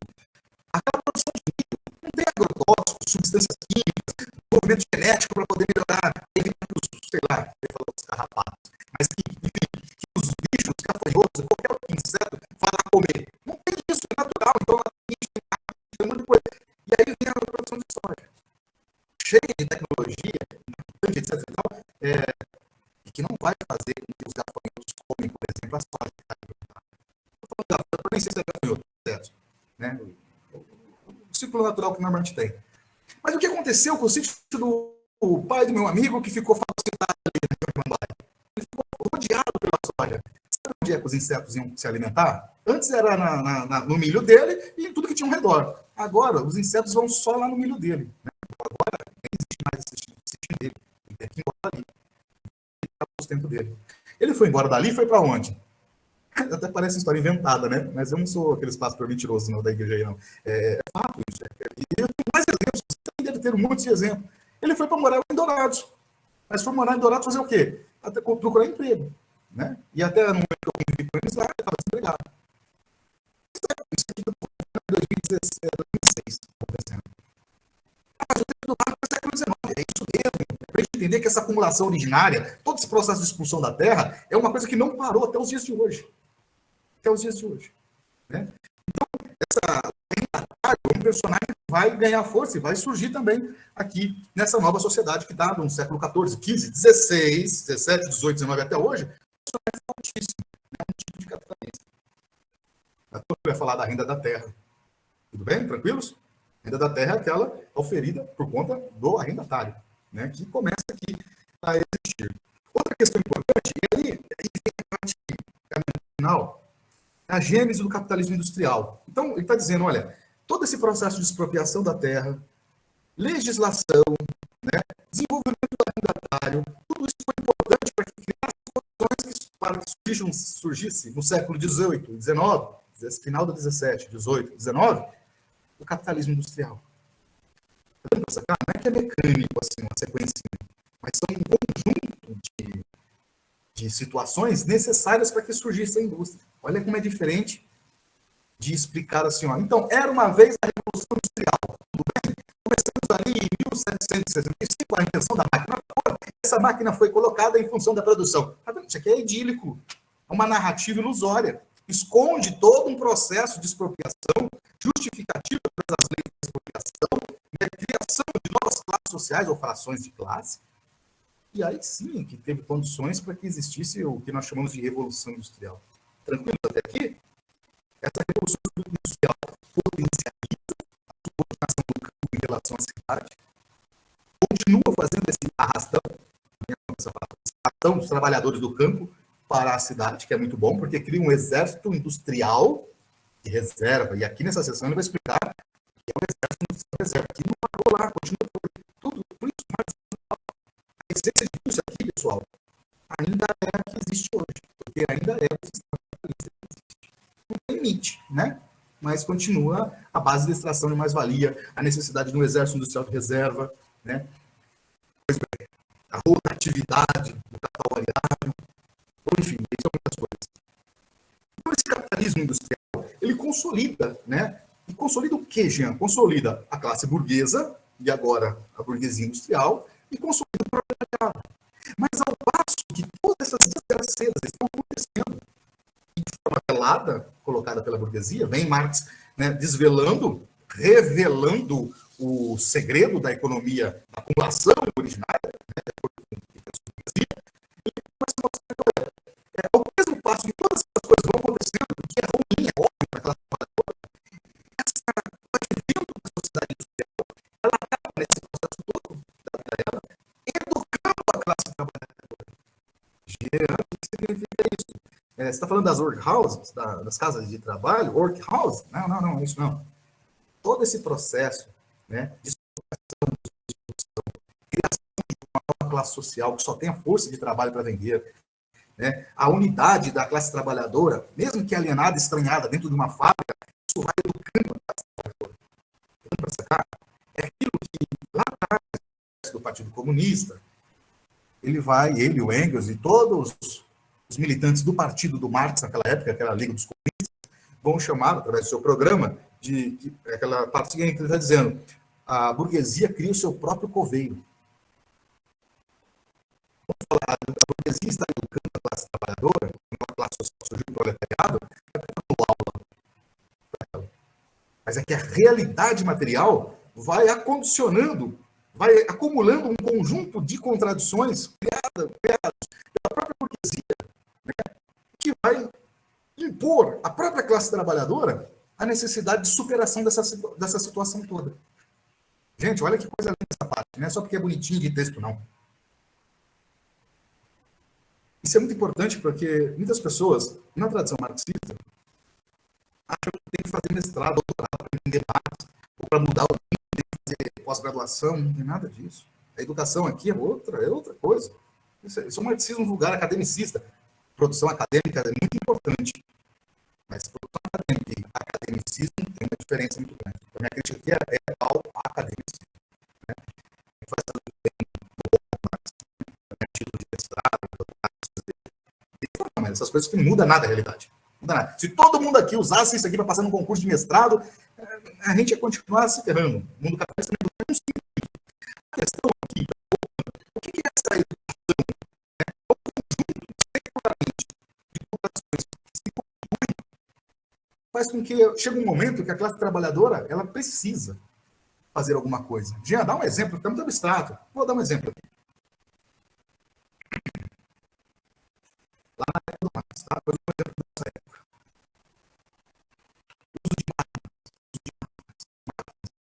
Máquinas. O uso de máquinas, não vem escrito em nenhuma máquina, né? Não goste disso, se revolte contra isso, né? E lembrando que, assim, quando se desenvolve uma luta da classe trabalhadora, né, que é para o capitalismo avançado, Revolução Industrial, para questionar a existência das máquinas nas fábricas, observa, essa luta é um movimento ludista, tá? Posso ser se alguém pergunta para mim. Ou seja, o movimento ludista só existe porque houve uma implementação de novas tecnologias nas fábricas. Quem criou o movimento ludista? Tudo bem, o Lud organizou um grupo que se criou além da personalidade do seu operário, mas quais são os fundamentos da existência humana? É o próprio sistema fabril. É a própria implementação das máquinas. É claro que não é consciente isso, mas são as determinações da realidade, que quem está analisando as determinações da realidade consegue captar. Tudo bem? Então, e não é só isso, eu peguei um exemplo só do ludismo, né? Mas o cartismo, o próprio Partido Comunista, os partidos sociais-democratas da época, né? Se pensar o século XIX. Então, o capitalismo ele vai criando o seu próprio coveiro. Não porque a classe proletária é coveiro no sentido pejorativo, mas no sentido de que o capitalismo vai criando a sua própria cova, com suas próprias contradições. Vou dar um exemplo com os dias de hoje agora, né? Porque, olha, para demonstrar, acho que não está mais do que demonstrado, mas para me fazer bem entendido, toda essa formação originária e as consequências disso não parou no século XIX. Passou o século XX e continua no século XXI. Então, a gente tem, por exemplo, hoje, um número de desempregados tremendo no Brasil. O IBGE, números conservadores, trata lá de 13 milhões de brasileiros. Né? Quase 14. Né? Eram 14, caiu um pouquinho. Mas o IBGE, desculpa, o IBGE é muito pouco. Se a gente pegar os dados do ILAES, outra organização que eu acho muito importante, né? A gente vai ver que esses dados do desemprego no Brasil já passa de 50 milhões. Mais de 50 milhões. 50 milhões. Isso aí, gente, é muita gente. É muita gente. Mas tem uma hora que tem um limite. para sacar? Quem é que impõe esse limite? Né? A princípio, é mais empregados, mais empregados, mais empregados. Agora, observa como a mitologia da assim chamada população originária é importante até os dias de hoje. A classe trabalhadora chegou num ponto que não tem empregado. Não tem como comprar sua então, não tem como pagar aluguel, né? Tem que comer. E aí muitas coisas acontecem. Né? Mas uma delas são as invasões, os saques, né? As ocupações dos supermercados. E qual é o discurso que nós observamos? Olha lá, tá vendo aquele bando de vagabundo? Não trabalha, não faz porra nenhuma, fica aí passando necessidade e agora vem aqui invadir a propriedade privada dos outros. No caso aqui, por exemplo, Carrefour, por exemplo. E a gente vai ter a própria classe trabalhadora fazendo discurso também. Óbvio, a burguesia ensinando a classe trabalhadora a fazer isso. Claro que isso, né, aqui ou acolá, mas são várias contradições que chega um momento que explode. Chega um momento que explode, né? Quando você tem, por exemplo, a população do Chile indo para as ruas, né? Quando você tem os trabalhadores do Cazaquistão indo para as ruas, né? Os professores na Turquia, você tem parte da classe trabalhadora operária na África do Sul indo para as ruas, né? Ou ainda, no Brasil está meio devagar, né? A gente fica meio frustrado por conta disso, mas quando você tem a classe trabalhadora se movimentando, é literalmente porque a própria burguesia está criando essas condições. A lógica capital, ela é racional. Ela vai criar cada vez mais essas condições. Não quer dizer que vai cair maduro, né? Por favor, está longe disso. Mas eu vou chamar a atenção aqui para finalizar essa exposição, já está longa. Vem, depois de tratar um pouco da Revolução Industrial, veio a última sessão do capítulo 24. Agora, vocês anotam tudo aí que o tio Jean está falando, para poder concordar, discordar, fiquem à vontade, né? A tendência histórica, item 7, a tendência histórica da acumulação primitiva. Da acumulação capitalista.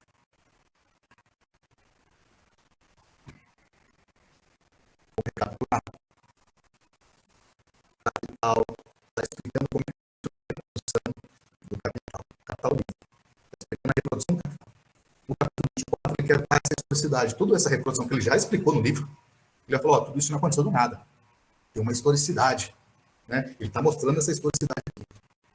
Ele começa, então, esse capítulo criticando a ideia mentirosa, idílica, paradisíaca, apresentada pela burguesia. E existem pessoas ricas e pessoas pobres porque, naturalmente, uns foram super trabalhadores, laboriosos, e outros foram vagabundos. Mesmo muitos laboriosos que investiram seu dinheiro errado. É a galera que gastou muito com festinha. Estou brincando em falar isso, mas a pessoal que não gastou com labor, investimento, e o pessoal que empobreceu. Isso vai cristalizando dois tipos de pessoas. Eu estou falando isso, né? As classes mais. Ele vai dizer, olha, isso não é assim que acontece, isso é uma lenda. Isso aí é uma paródia de uma outra lenda da Bíblia. Ele vai falar, eu vou explicar aqui o que é que de verdade aconteceu. A história é longa, sempre daquela coisa. Ele começa no final do século XIV, com os enclausuras, os cercamentos, a expulsão da galera, o êxodo, a forçada, claro, ser mantido, forçado, o camponês, desenvolvimento de uma classe que não tinha nada mais para sobreviver, a não ser a sua força de trabalho. Né? Aí, uma outra classe está expropriando essa força de trabalho, né? Um salário miserável. Você tem uma preocupação em dar um manto jurídico legislativo para toda essa situação no decorrer da história do século XVI, século XIX. Você tem uma preocupação em subordinar a produção agrícola à produção industrial das cidades, subordinação do campo às cidades. Né? Você tem um desenvolvimento, com tudo isso que está acontecendo, de um capital industrial. É a famosa Revolução Industrial. Essa Revolução Industrial se consolida o proletariado como classe despossuída, a não ser da sua força de trabalho para vender. E está muito bom, e é imprescindível que exista esse proletariado. Não tem mais nada, não inchada, não lápis, não tem uma pá, mas tem a força de trabalho para trabalhar nas máquinas, na pá, com o lápis do dono dos meios de produção. Esses donos dos meios de produção só são donos dos meios de produção porque, no decorrer desses séculos, expropriou a classe trabalhadora dos meios de produção que era dela. Cria uma legislação para naturalizar isso, e agora você me ajuda e eu te ajudo. Você não tem nada? Eu tenho emprego para te oferecer. Para essa casa, uma casa, Mas, e aí a finalização? Né? O item 7. Qual é a tendência? Atenção, vamos entender as palavras aqui. Tendência não quer dizer absolutamente. Tendencialmente, pode ser que sim, pode ser que não. Há uma tendência que é sim. Tendência em relação a quê? Em relação à história da acumulação capitalista. Há uma tendência que seja assim. Assim como? Calma, ele vai explicar aqui, então, qual é a tendência? Muita atenção. Tendência não é previsão do futuro. E a partir da análise, da caracterização da realidade que ele está vivenciando, ele pode criar e notar tendências, possibilidades. Isso é muito importante, porque a gente muitas vezes acaba tendo uma lei fixa, rígida. É isso que eu estou falando. Qual é a tendência? A tendência é que as contradições se elevem à enésima potência, linguagem minha, claro, né? E o trabalhador, o próprio proletariado, vai chegar um momento que ele tem que tomar. E aí vem uma das frases mais famosas do Capital, né? Há chegado o momento em que os expropriados deverão expropriar os antigos expropriadores. Essa é uma das frases mais famosas do Capital. E aqui eu vou tentar fechar minha exposição sem fim, parece uma aula ordinária, não tem fim aqui, mas eu estou buscando uma finalização, tá?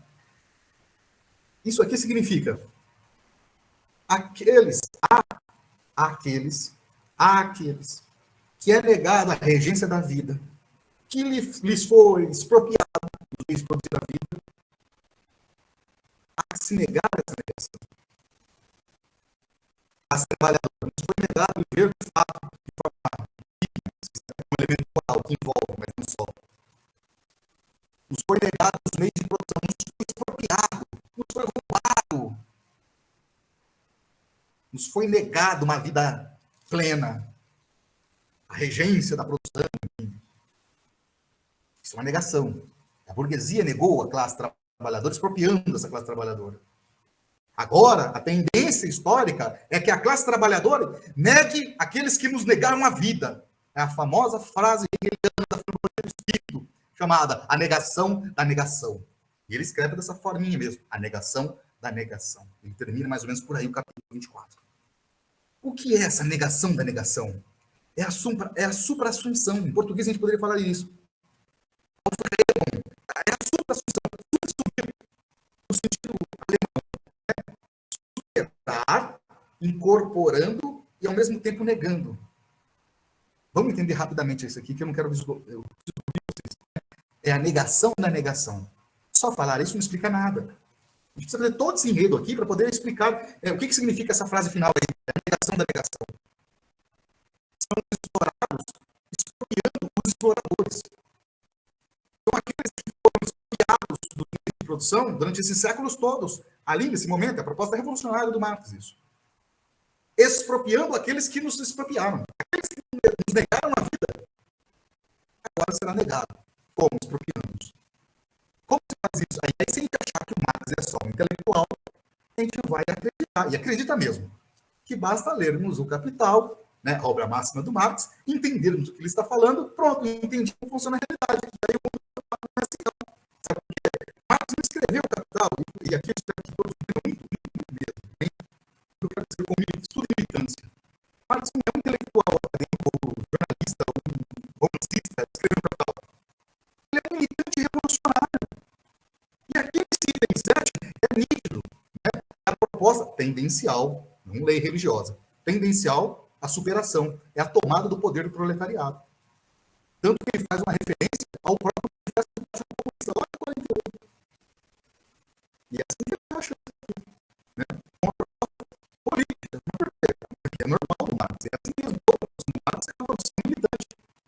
E às vezes nós observamos isso, porque temos uma educação burguesa, que olha para o texto do Marx como olhamos para, sei lá, de repente para o Augusto Cury, não sei.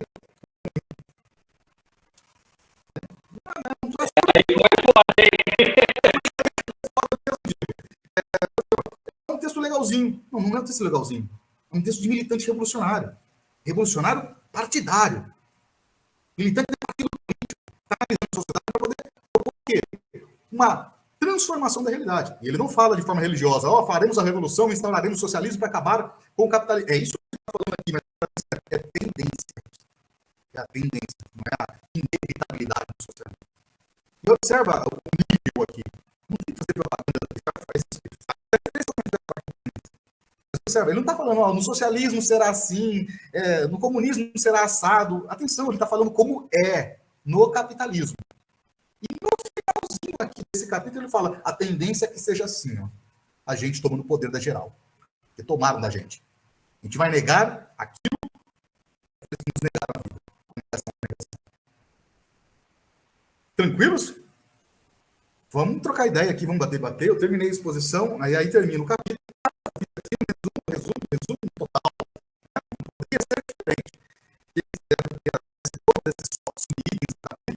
É só pegar o texto em PDF aí, que tem também de graça na internet, e ler o Marx. A gente precisa fazer esse movimento de ler o Marx. Mas atenção, esse exercício artificial, que eu já falei desde o início da aula, né? É um exercício artificial. Para chegar a esse movimento aqui, tem uma série de pressupostos concretos já colocados.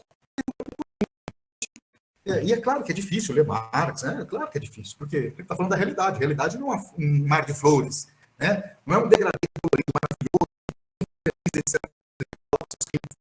Incenso. Não, é extremamente abstrato, é extremamente complexo, mas tudo isso tem uma concretude, né? Marx tem que trazer isso para nós. Então, é um texto difícil, não é que o Marx é difícil. É realidade, gente, né? E aí a sugestão que eu deixo é grupos de estudos, né? Conheçam os partidos revolucionários. Os revolucionários fazem isso aqui não para meritocracia, diletantismo ou ainda vaidade academicista. Fazem isso porque é necessário organizar, né? Do meu ponto de vista, eu gostaria que todos vocês entrassem no partido juntos e juntos organizássemos a classe trabalhadora. Sem cobrar nada. Alguém achar que os revolucionários são legais, então todo mundo entra para um partido revolucionário para tomar o poder. É esse o objetivo. Ah, mas eu não quero. Aí tudo bem, nasceu. Né? O objetivo central das escolas públicas, cursos, etc., está voltando. Procurem essas organizações revolucionárias. Né? Não existe um único partido revolucionário. De repente, não tem nenhum. Mas nunca vai ter só um partido revolucionário. Procurem os revolucionários, procurem os seus grupos, vocês, enquanto revolucionárias e revolucionários, estudarem em grupo, pessoal. Isso é muito importante. Estudar em grupo para entender como intervir na realidade nossa. Posso até contar um grupo, estudar o capital, sei lá, para fazer live, para mostrar assim, eu manjo do capital para caramba, bem, eu não sei o que tem. Legal, parabéns. O trabalhador continua do mesmo jeito, com esse tipo de contribuição, que é zero, é -2, talvez até ruim, né? Nem zero. Se fosse zero, tá bom, soma de conta zero. Às vezes até -2. Então, se organizar em grupos, isso é muito importante, né? Não só para estudar, claro, para estudar, entender e se organizar politicamente, gente. Esses estudos aqui é para ajudar a organizar, de alguma forma, a classe trabalhadora. Não é para diletantismo. Eu sei que diletantismo para poder entrar no mestrado, ou fazer o doutorado, escrever um projeto de pesquisa, tudo bem, fica à vontade, a vida é tua. Mas a questão é, o objetivo central do Marx é fazer esse debate aqui para organizar a classe trabalhadora. Anota isso aí, quem quiser tatuar, pode tatuar também. É para tomar o poder. É para impor à burguesia a ditadura revolucionária do proletariado, sem medo da barra. É para tomar o poder com porrada e tiro. Assim que já é recebido. Né? Mas eu tenho mulher também. Fazer isso? Olha, a tendência é que as contradições do capital cada vez mais se exacerbem. Né? Por isso é necessário uma organização revolucionária para ajudar a classe trabalhadora a se organizar. Né? E é a classe trabalhadora que vai fazer essa revolução. Tendencialmente é isso aqui. Ah, mas vai de fato, certeza? Não, certeza é só com o negócio da religião, de Deus aí, essa galera está com certeza. Certeza em relação à história absoluta não existe. Né? É tendencialmente. Agora, é uma coisa imprescindível para a classe trabalhadora. Não precisa nem ler o Capital, gente. Né? Basta aí, não é pouca coisa, está empregado passando fome, pronto, acabou. Né? Então, o outro lado da burguesia sabe de tudo isso aqui também. Né? E trabalha gigantescamente para que o operário, ao invés de reconhecer a tal da relação originária, uma história de sangue, trata de educar o trabalhador para poder falar isso. Não é isso, eu imagino o mercado aqui. num dia de uma ocupação, ou no dia da greve. Não, que isso, vocês vão parar a fábrica, rapaz. Né? O nosso patrão investiu, comprou as barras ali.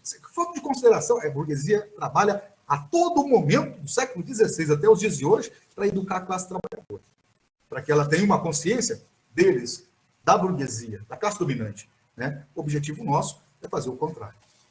E a gente não faz só estudando capital, a gente tem que ir para a fábrica, tem que ir para as ruas, de alguma forma, são muitas formas, de ajudar a organizar a classe trabalhadora. Mas é isso, pergunto por aqui. Falem comigo aí, façam perguntas, vamos trocar uma ideia, né, que nosso tempo está até avançando aqui, já falei demais.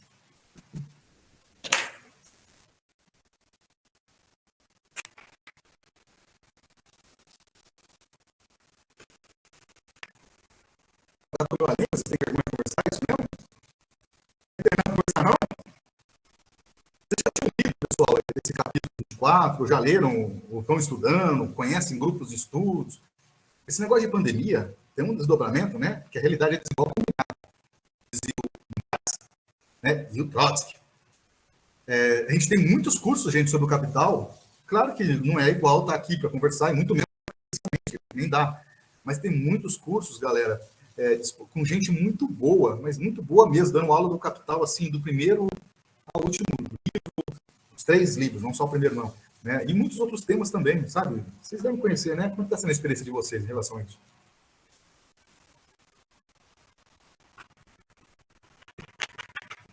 Eita, pega, ninguém quer falar comigo. Oi, então, galera, bom dia para vocês, bom domingo, até mais, a gente se vê aí nas lutas. Vocês já tinham lido, pessoal, o Capital, ou esse capítulo aqui? Não? Quem já teve a experiência de bater o olho ali, achou muito difícil?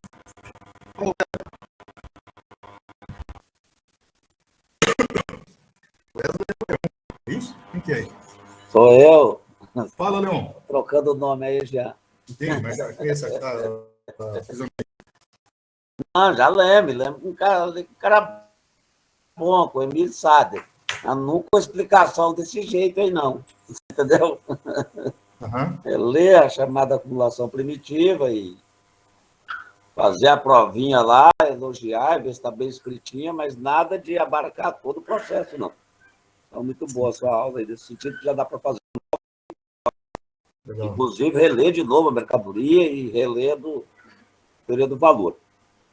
A questão é o seguinte, Jean, do Partido Revolucionário e tal, que é uma necessidade, é uma coisa extremamente, até orienta a gente a procurar, né? Sim. Filial do PT. Uhum. Mas eu confesso que depois de um certo tempo, essa discussão já faz muito tempo. Paramos de ter esse tipo de discussão do partido, essa formação da classe operária, e agora é de ordem pessoal mesmo. Uhum. Eu tenho acompanhado muito, e até gosto mesmo, as Costa Pimenta do PCO. Tenho acompanhado essas análises de conjuntura, essa análise de realidade, essa coisa toda, para análise concreta da situação, de como organizar a classe trabalhadora. Nesse sentido, você está dizendo, o Marx é uma tendência. Mas nós não estamos muito já longe dessa tendência, que parece que se tornar mesmo uma realidade, que só depende da gente chutar a primeira pedra do dominó para a coisa descambar. Essa pergunta, intervenção é muito importante, né? Eu não vou falar se concordo, mas a questão é a seguinte: é preciso uma direção revolucionária. Aí está a questão, Leon. Se a gente dispensar uma direção revolucionária, a gente cai naquela ideia de que o capitalismo vai cair de maduro e a gente vai criar o socialismo, você vai superar o capitalismo, isso é socialismo. Sozinho, do nada, não acontece nada. É preciso, eu sou bem leniano, né? O leninista, mas, por favor, não associe com o marxismo-leninismo, porque eu sou crítico dessas coisas aí. Eu acredito num partido do tipo que o Lenin propunha, não sozinho, mas é um partido centralizado, centralista democrático, de verdade, não centralista burocrático, que se esconde através da burocracia. Né? Mas é um partido centralizado. Eu acredito que a importância da vanguarda partidária, Leon e todos nós, é fundamental. Porque, se a massa, por favor, não desconsiderando as particularidades da classe trabalhadora, mas o conjunto, numérico, massa numérica, o número de trabalhadores, se Se a vanguarda revolucionária fala para a classe trabalhadora, olha, a saída são as eleições, né? Isso não é uma trajetória revolucionária. Pelo contrário, é para manter o capitalismo. Agora,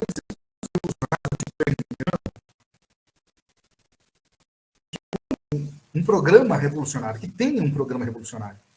E a revolução, gente, não é por eleições, não é via Estado, não é via sindicato, é via tomada do poder. Agora, para fazer isso, precisa ter uma organização tremenda, né? Eu acho, estou convencido que, infelizmente, a gente não tem isso hoje. A questão é, então vamos no menos pior. Opa, alto lá. O menos pior não tem nada a ver com o pensamento revolucionário. Tem a ver, em relação total, com o pensamento antirrevolucionário. A tarefa dos revolucionários, a nossa tarefa, é a tarefa mais difícil, galera. É a tarefa de se organizar todos os dias, não é só para os dias de festa. Ah, hoje eu estou com um espírito mais revolucionário, vou participar da relatividade. Não, muitas pessoas estão assim, mas a vanguarda revolucionária, ela não tem essa opção. Né? É um nível de comprometimento com a luta de classes, com a organização da classe trabalhadora diante da luta de classes, todos os dias, é diuturno mesmo. E isso assusta muitas pessoas. Essa dedicação revolucionária não é para fazer um curso X, vamos dizer. Esses partidos revolucionários se constituem na história do proletariado, né, são partidos que ficam todos os dias, de manhã, de tarde, de noite, de madrugada, buscando a organização da classe trabalhadora. Isso não é pouca coisa. Se você que está aqui me ouvindo é militante de um partido com esse perfil, sabe muito bem o que eu estou falando. Se você não é, né, precisaria conhecer, gente. Pelo menos conhecer. Sabe por quê? Acreditam na revolução, não se permitem conhecer essas organizações. Né? E aí acaba, como há um chamado de descenso, um ascenso dos grandes partidos revolucionários, acaba ficando muito marginalizado, na verdade. Até não tem novidade, nossa tarefa é sair dessa margem, e para o centro do proletariado, da classe trabalhadora. Né? Como ainda engatinhamos nessa tarefa histórica extremamente importante, os partidos reformistas nadam de braçada. Dou um exemplo. Eu vou citar nomes de partidos aqui, tá? E eu não tenho pudor com essas coisas, não. Quando eu falo PSDB, é um exercício mental. Respondam aí mentalmente. Conhece ou não conhece? PSDB. Olha, eu quero que meus cabelos todos caiam agora. Se todo mundo já ouviu, pelo menos 90, a maioria aqui, ouviu esse nome desse partido, ó, PSDB. Né? Outro nome, exercício mental. Responda aí, mas responda mesmo. Sim ou não? É PMDB. Já ouviram também. PT, também já ouviram. PSOL, também já ouviram. PSL, também já ouviram. Agora sim, eu vou deixar para vocês pensarem. Partidos que propõem a revolução, e aí existem tendências dentro do pessoal, dependendo da revolução proletária. Alguém sabe de uma dessas tendências? Para além da nossa individualidade, é um exercício entre nós aqui, mas pensando na sociedade, na classe trabalhadora em geral. Às vezes a pessoa nem sabe o que é um partido de tendências, nem muitas vezes o pessoal é, sei lá, Randolph, né, ou o pessoal aí mais moderninho aí, esqueci o nome, Tabata, ainda lembra, né, de alguns nomes. Mas e os partidos do tipo bolchevique? De verdade, todos esses que eu vou citar agora, todos, nenhum escapa. Mas eu vou citar os nomes, porque eles existem. Estão certo, equivocados, estão errando ou acertando, é uma outra história. Né? Mas eles existem. A questão é, nós conhecemos abstrata. Né? Liga Bolchevique. Comitê de Enlace do Pacto Internacional. Eu não estou falando só de um partido nacional, não. Estou falando de um grupo maior aqui agora. Liga Internacional dos Trabalhadores. LIT. Dando para sacar? O Leão aqui. Comitê de Enlace. Conhecem a Transição Socialista? Outro partido, Marx Brasil. Comitê Interdades. A lista é grande. A lista é grande. Esses últimos aqui, todos que eu citei, são trotskistas. Reivindicam o trotskismo. Se nesses últimos que eu citei não apareceu uma resposta sim, conheço essa galera, o que é coerência aritmética básica determina para nós, que somos supostamente honestos intelectualmente, né, é conhecer essas organizações. Porque a gente ignora muitas pessoas, não todos aqueles que podemos sim, mas normalmente nós ignoramos essas organizações revolucionárias e tratamos como se elas fossem inexistentes. E todas elas estão organizando a classe trabalhadora. Bem ou mal, elas estão junto com a classe trabalhadora. Eu tenho discordância radical de quase todas. O fato é, elas estão se esforçando com acertos e erros para organizar a revolução. Nós nem as conhecemos. Nós conhecemos com toda tranquilidade outras organizações. Nenhuma delas defende a revolução. É como se tivéssemos assim, um grande labirinto e identificássemos uma porta. Ah, a porta está ali. Só que, na realidade, é só um desenho de uma parede. E estamos ali batendo naquela parede, querendo atravessar, porque tem uma porta desenhada lá. Fala de mudança, superação do capital. Aquilo ali ainda é uma parede. A porta está em outro lugar. Né? E a gente tem que caminhar no labirinto todo, né? Essa vida complexa, essa realidade complexa, para conhecer essas organizações.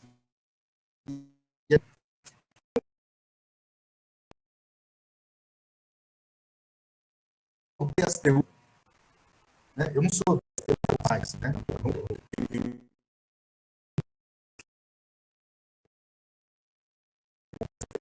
Os camaradas da transição socialista fazem a mesma uma organização menor ainda que o PSTU.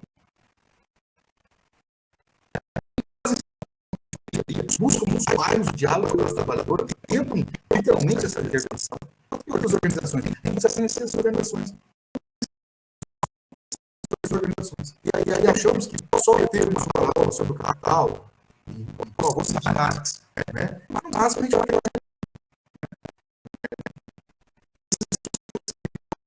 trabalhador. O contrário é puro diletantismo, não tinha a realidade, é realismo. Tem um camarada aqui que quer falar aqui, que é o Diego Maia. Diego Maia. É nóis. Né? Eu estou aqui para estudar, para entender a realidade e usar isso como força material do militante. É muito interessante, né, Jean? Porque esses estudos do capital, né, tem aqueles estudos passados que eu participo de um grupo de estudo em Leilão, de Lagoas, estou participando também de um grupo de estudo aqui com o pessoal de outros lugares do país, chama Leitura Marxista, aqui, né? Não tem um tão não são e é muito interessante, porque a gente estava lendo sobre, falando desse tema aí, né,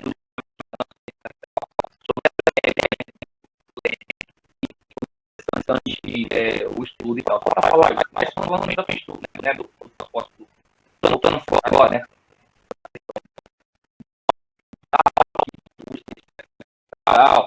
é muito interessante que depois, né, que o Marx faz toda essa análise, né, principalmente no livro 1, que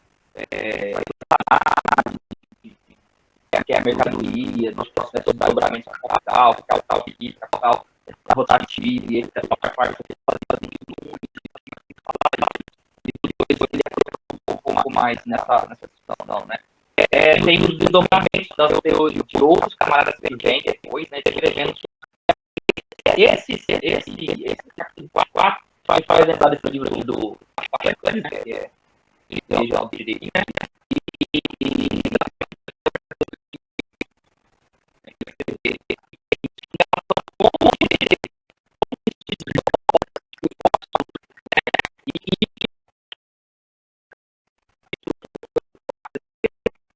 Falando de como o direito, o Estado e etc. Essa teoria geral do direito se relaciona exatamente com essas questões.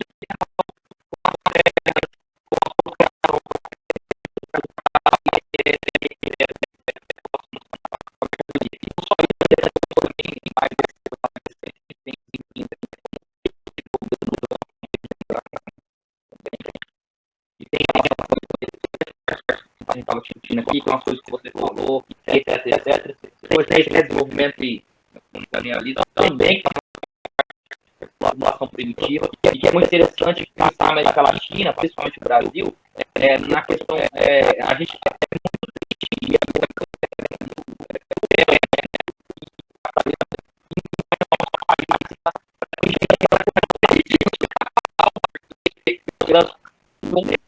né, de escravidão, e etc, etc, uma situação em que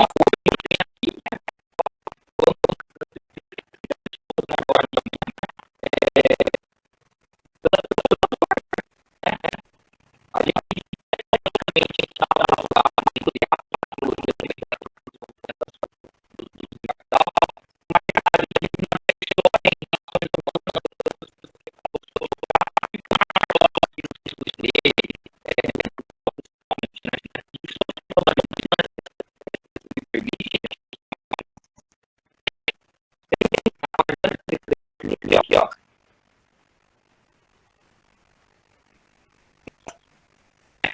sobre essa questão de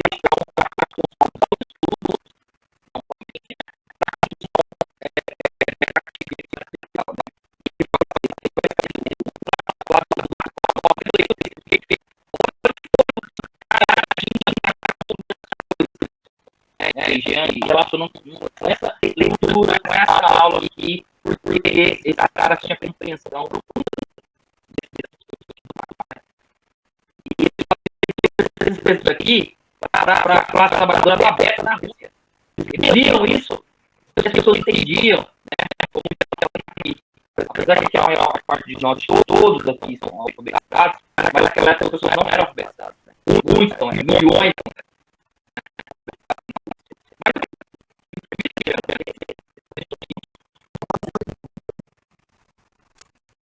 Christian Jacob era uma figura internacionais do movimento europeu, búlgara de origem, nativo da cidade de Kotel, e está no próprio coração da Bulgária, mas romeno porque o destino o quis. Médico formado em escola francesa, russo por suas ligações simpatias e obras. Jacob sabia todas as línguas dos Balcãs, 4 línguas europeias, escrevendo diversos jornais, participou ativamente da vida do interior de 4 partidos políticos, o búlgaro, o russo, o francês e o romeno. Tornou-se em seguida dirigente da Federação dos Soviéticos, um dos fundadores da Internacional Comunista, de comissário do povo da Ucrânia, representante diplomata da União Soviética na Inglaterra e na França, e compartilhou o destino da oposição de esquerda.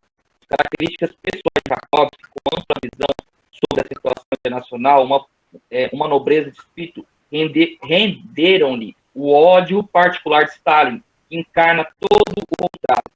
Em 1913, Jacob foi organizador e dirigente do Partido Socialista Romeno, que mais tarde aderiu à Internacional Comunista. O partido venceu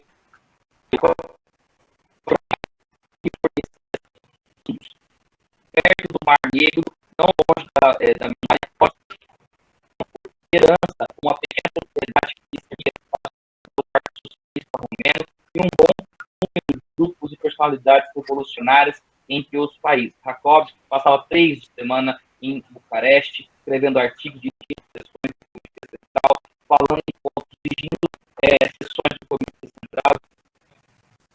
Em seguida, tomava o trem em direção à costa do Mar Negro.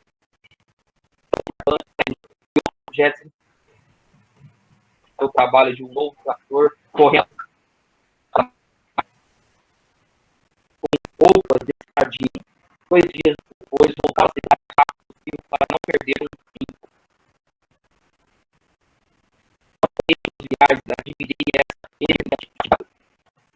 permanente esforço de espírito e seu cuidado das pessoas, até a gente no campo, nas ruas de Mangalha, Racospim, passava da língua romena ao turco, do turco e ao francês, de seus costos e as duas coisas de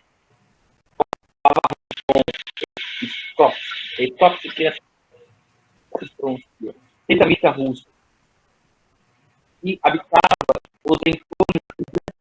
Ele era às vezes proprietário com mais frequência socialista. Era assim que se desenhava sobre os olhos como milagre vivo nas ruas daquela pequena cidade distante, pacata, preguiçosa, à beira do mar.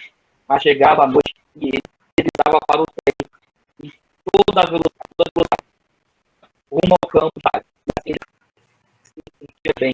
Tinha a mesma segurança em Bucareste, em Sofia, em Paris, em Petersburgo ou em Cracóvia.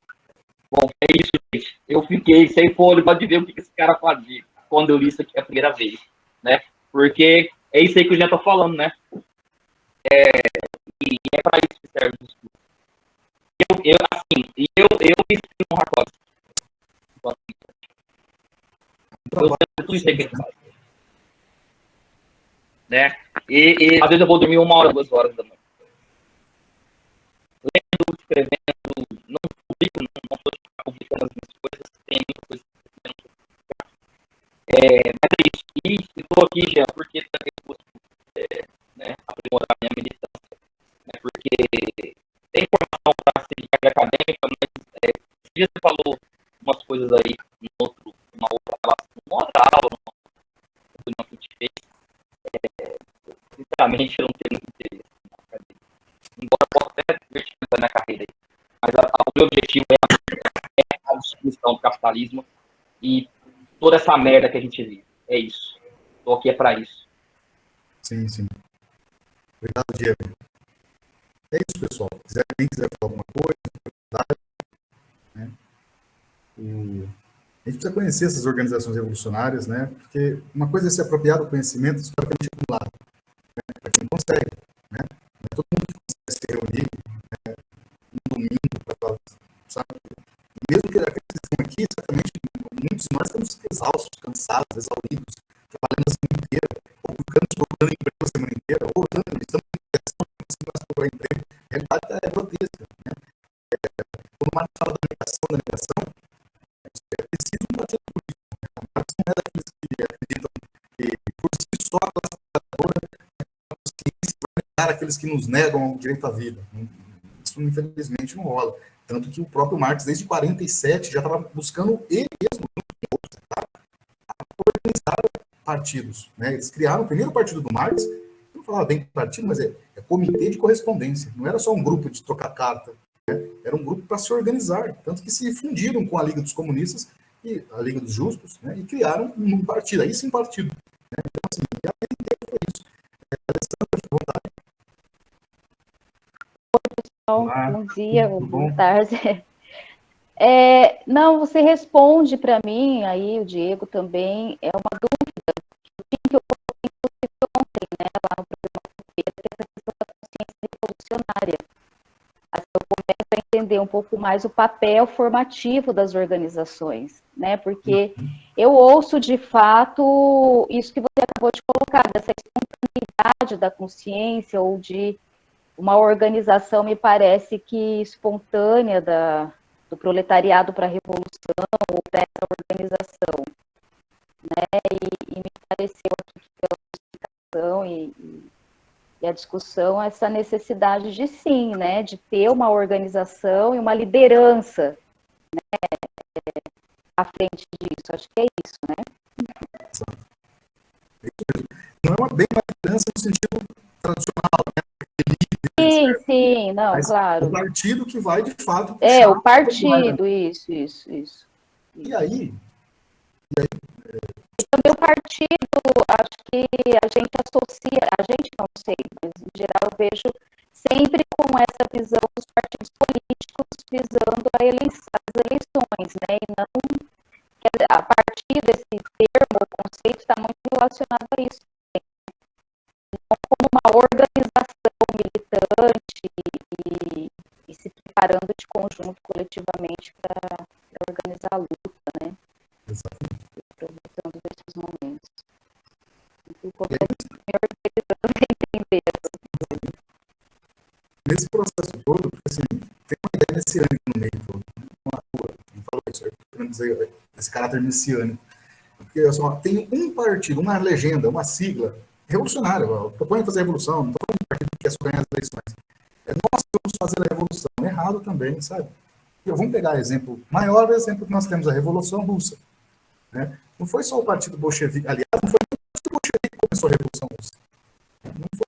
Depois ele ganhou hegemonia no processo revolucionário, depois de 17, mas, assim, é um conjunto de partidos com uma proposta revolucionária e fizeram a revolução, sabe? Não tem esse lance de uma legenda apenas, sabe? Observa na época da militância, da vida do Marx, que é uma vida de militante, né? É sempre vários partidos, que não tem a ver com aquelas alianças espúrias, né, que a gente vê acontecendo desde o século XIX.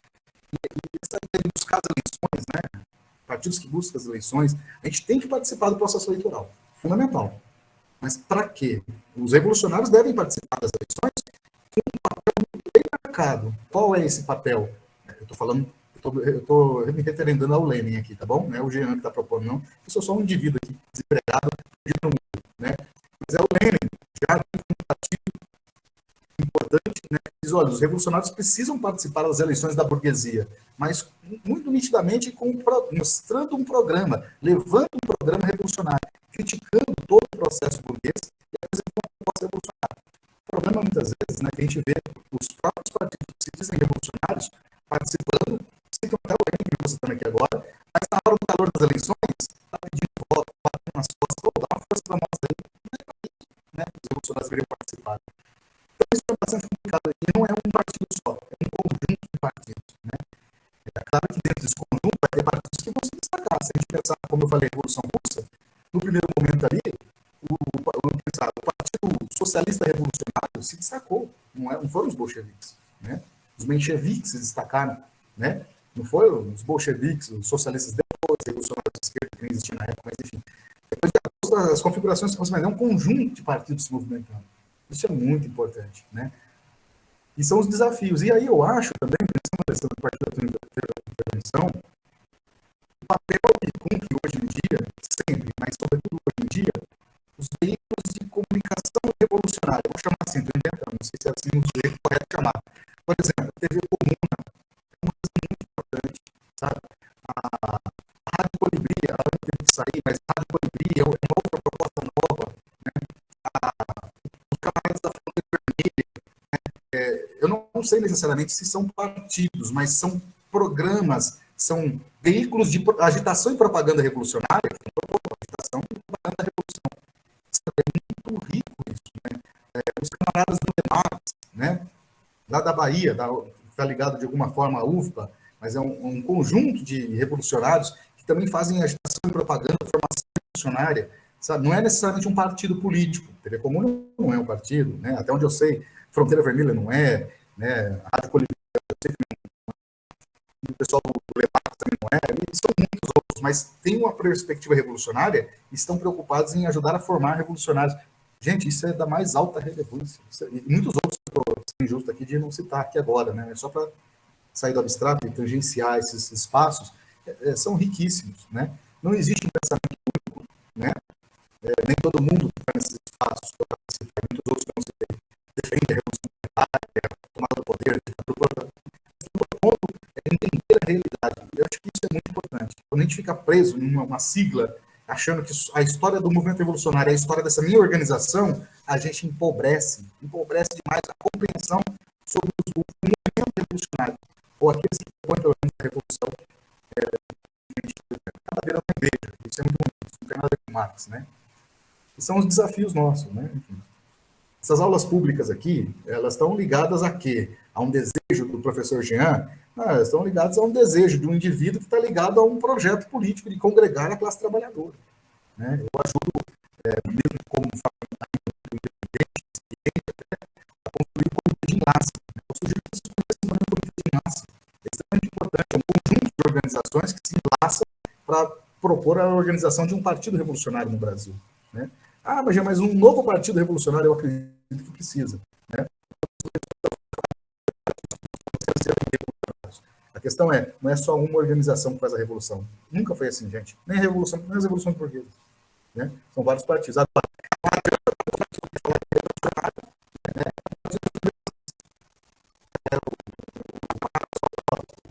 fala-se os filisteus, né? Ou marxista de salão. Se pensar depois do Marx, né? Essa tradição vai falar muito assim. Marxista de salão, o que é?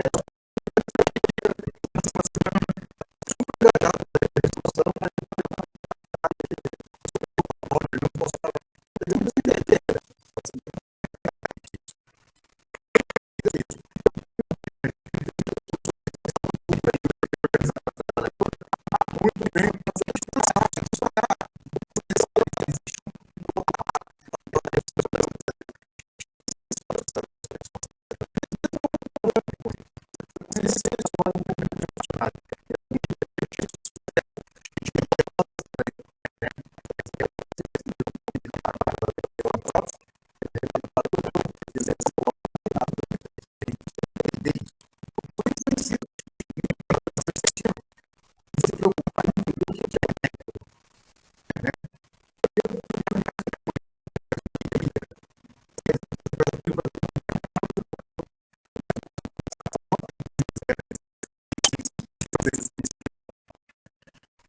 Do Marx é análise e caracterização da realidade. Isso é o método do Marx.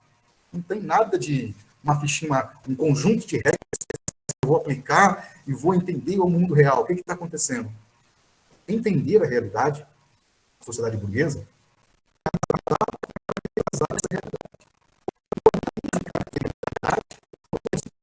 e criar uma política, se for numa organização, é claro. Uma política para atuar nessa realidade. Se eu analiso o mal e caracterizo o mal a realidade, a política mais bonita que for, né? Não vou conseguir muito menos aplicar ela. Então, entender o que é o método do Marx, para além da academia, né?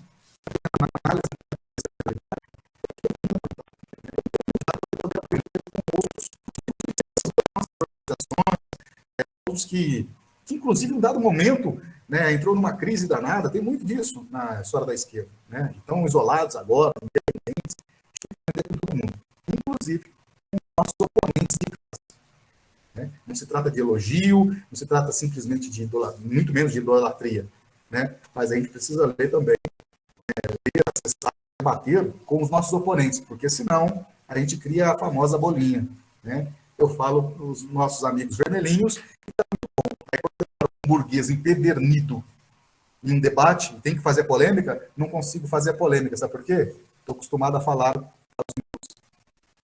Quem aceita participar de uma aula sobre eu suponho errado. A gente está aqui entre os nossos. A gente tem que se apropriar de todo esse conhecimento para poder falar com aqueles que não são os nossos. Como conversar com o patrão, sabe? Como conversar com o nosso camarada trabalhador, né? Mas que está ali defendendo o patrão, sabe? Isso, a gente tem que se apropriar desse tipo de prática, né? Para poder crescer só entre os nossos, fazendo os nossos grupos, vamos muito bem, avançando, é uma beleza. Mas esse conhecimento, vou concluir aqui, tá? Esse conhecimento tem que servir, ao menos, para a gente fazer uma passeata na rua do bairro que a gente mora, para tapar os buracos. Se seja só isso, tem que servir pelo menos para isso, né? Para pensar que tem que ser muito mais. Não está servindo nem para poder tapar os buracos da rua que a gente mora, a gente tem que se perguntar para que servir esse conhecimento que eu estou adquirindo aqui. É isso. Muito obrigado por vocês participarem até o final, né? A gente vai se conhecendo aos poucos, fiquem ligados aí nas redes sociais. A gente tem bastante atividade acontecendo, né? A gente vai trocando, vocês também vão informando das atividades que vocês conhecem, fazem, participam, enfim, que eu quero muito aprender também. Eu proponho aqui, dado uma aula muito humilde, é verdade mesmo, muitas lacunas e tal, mas também quero aprender com vocês. Por isso que eu acho que essa parte de falar é importante, mas isso acontece também com opção. Isso tem que ser aos poucos, conhecendo, ficar à vontade e tal. Hoje, antes de você acabar, né, encerrar tudo aí que você falou, a questão de explicar para as pessoas, né, o próprio texto do Marx na página 810 fala isso aí, né, essa questão aqui, ó, vou ler um texto rapidinho aqui.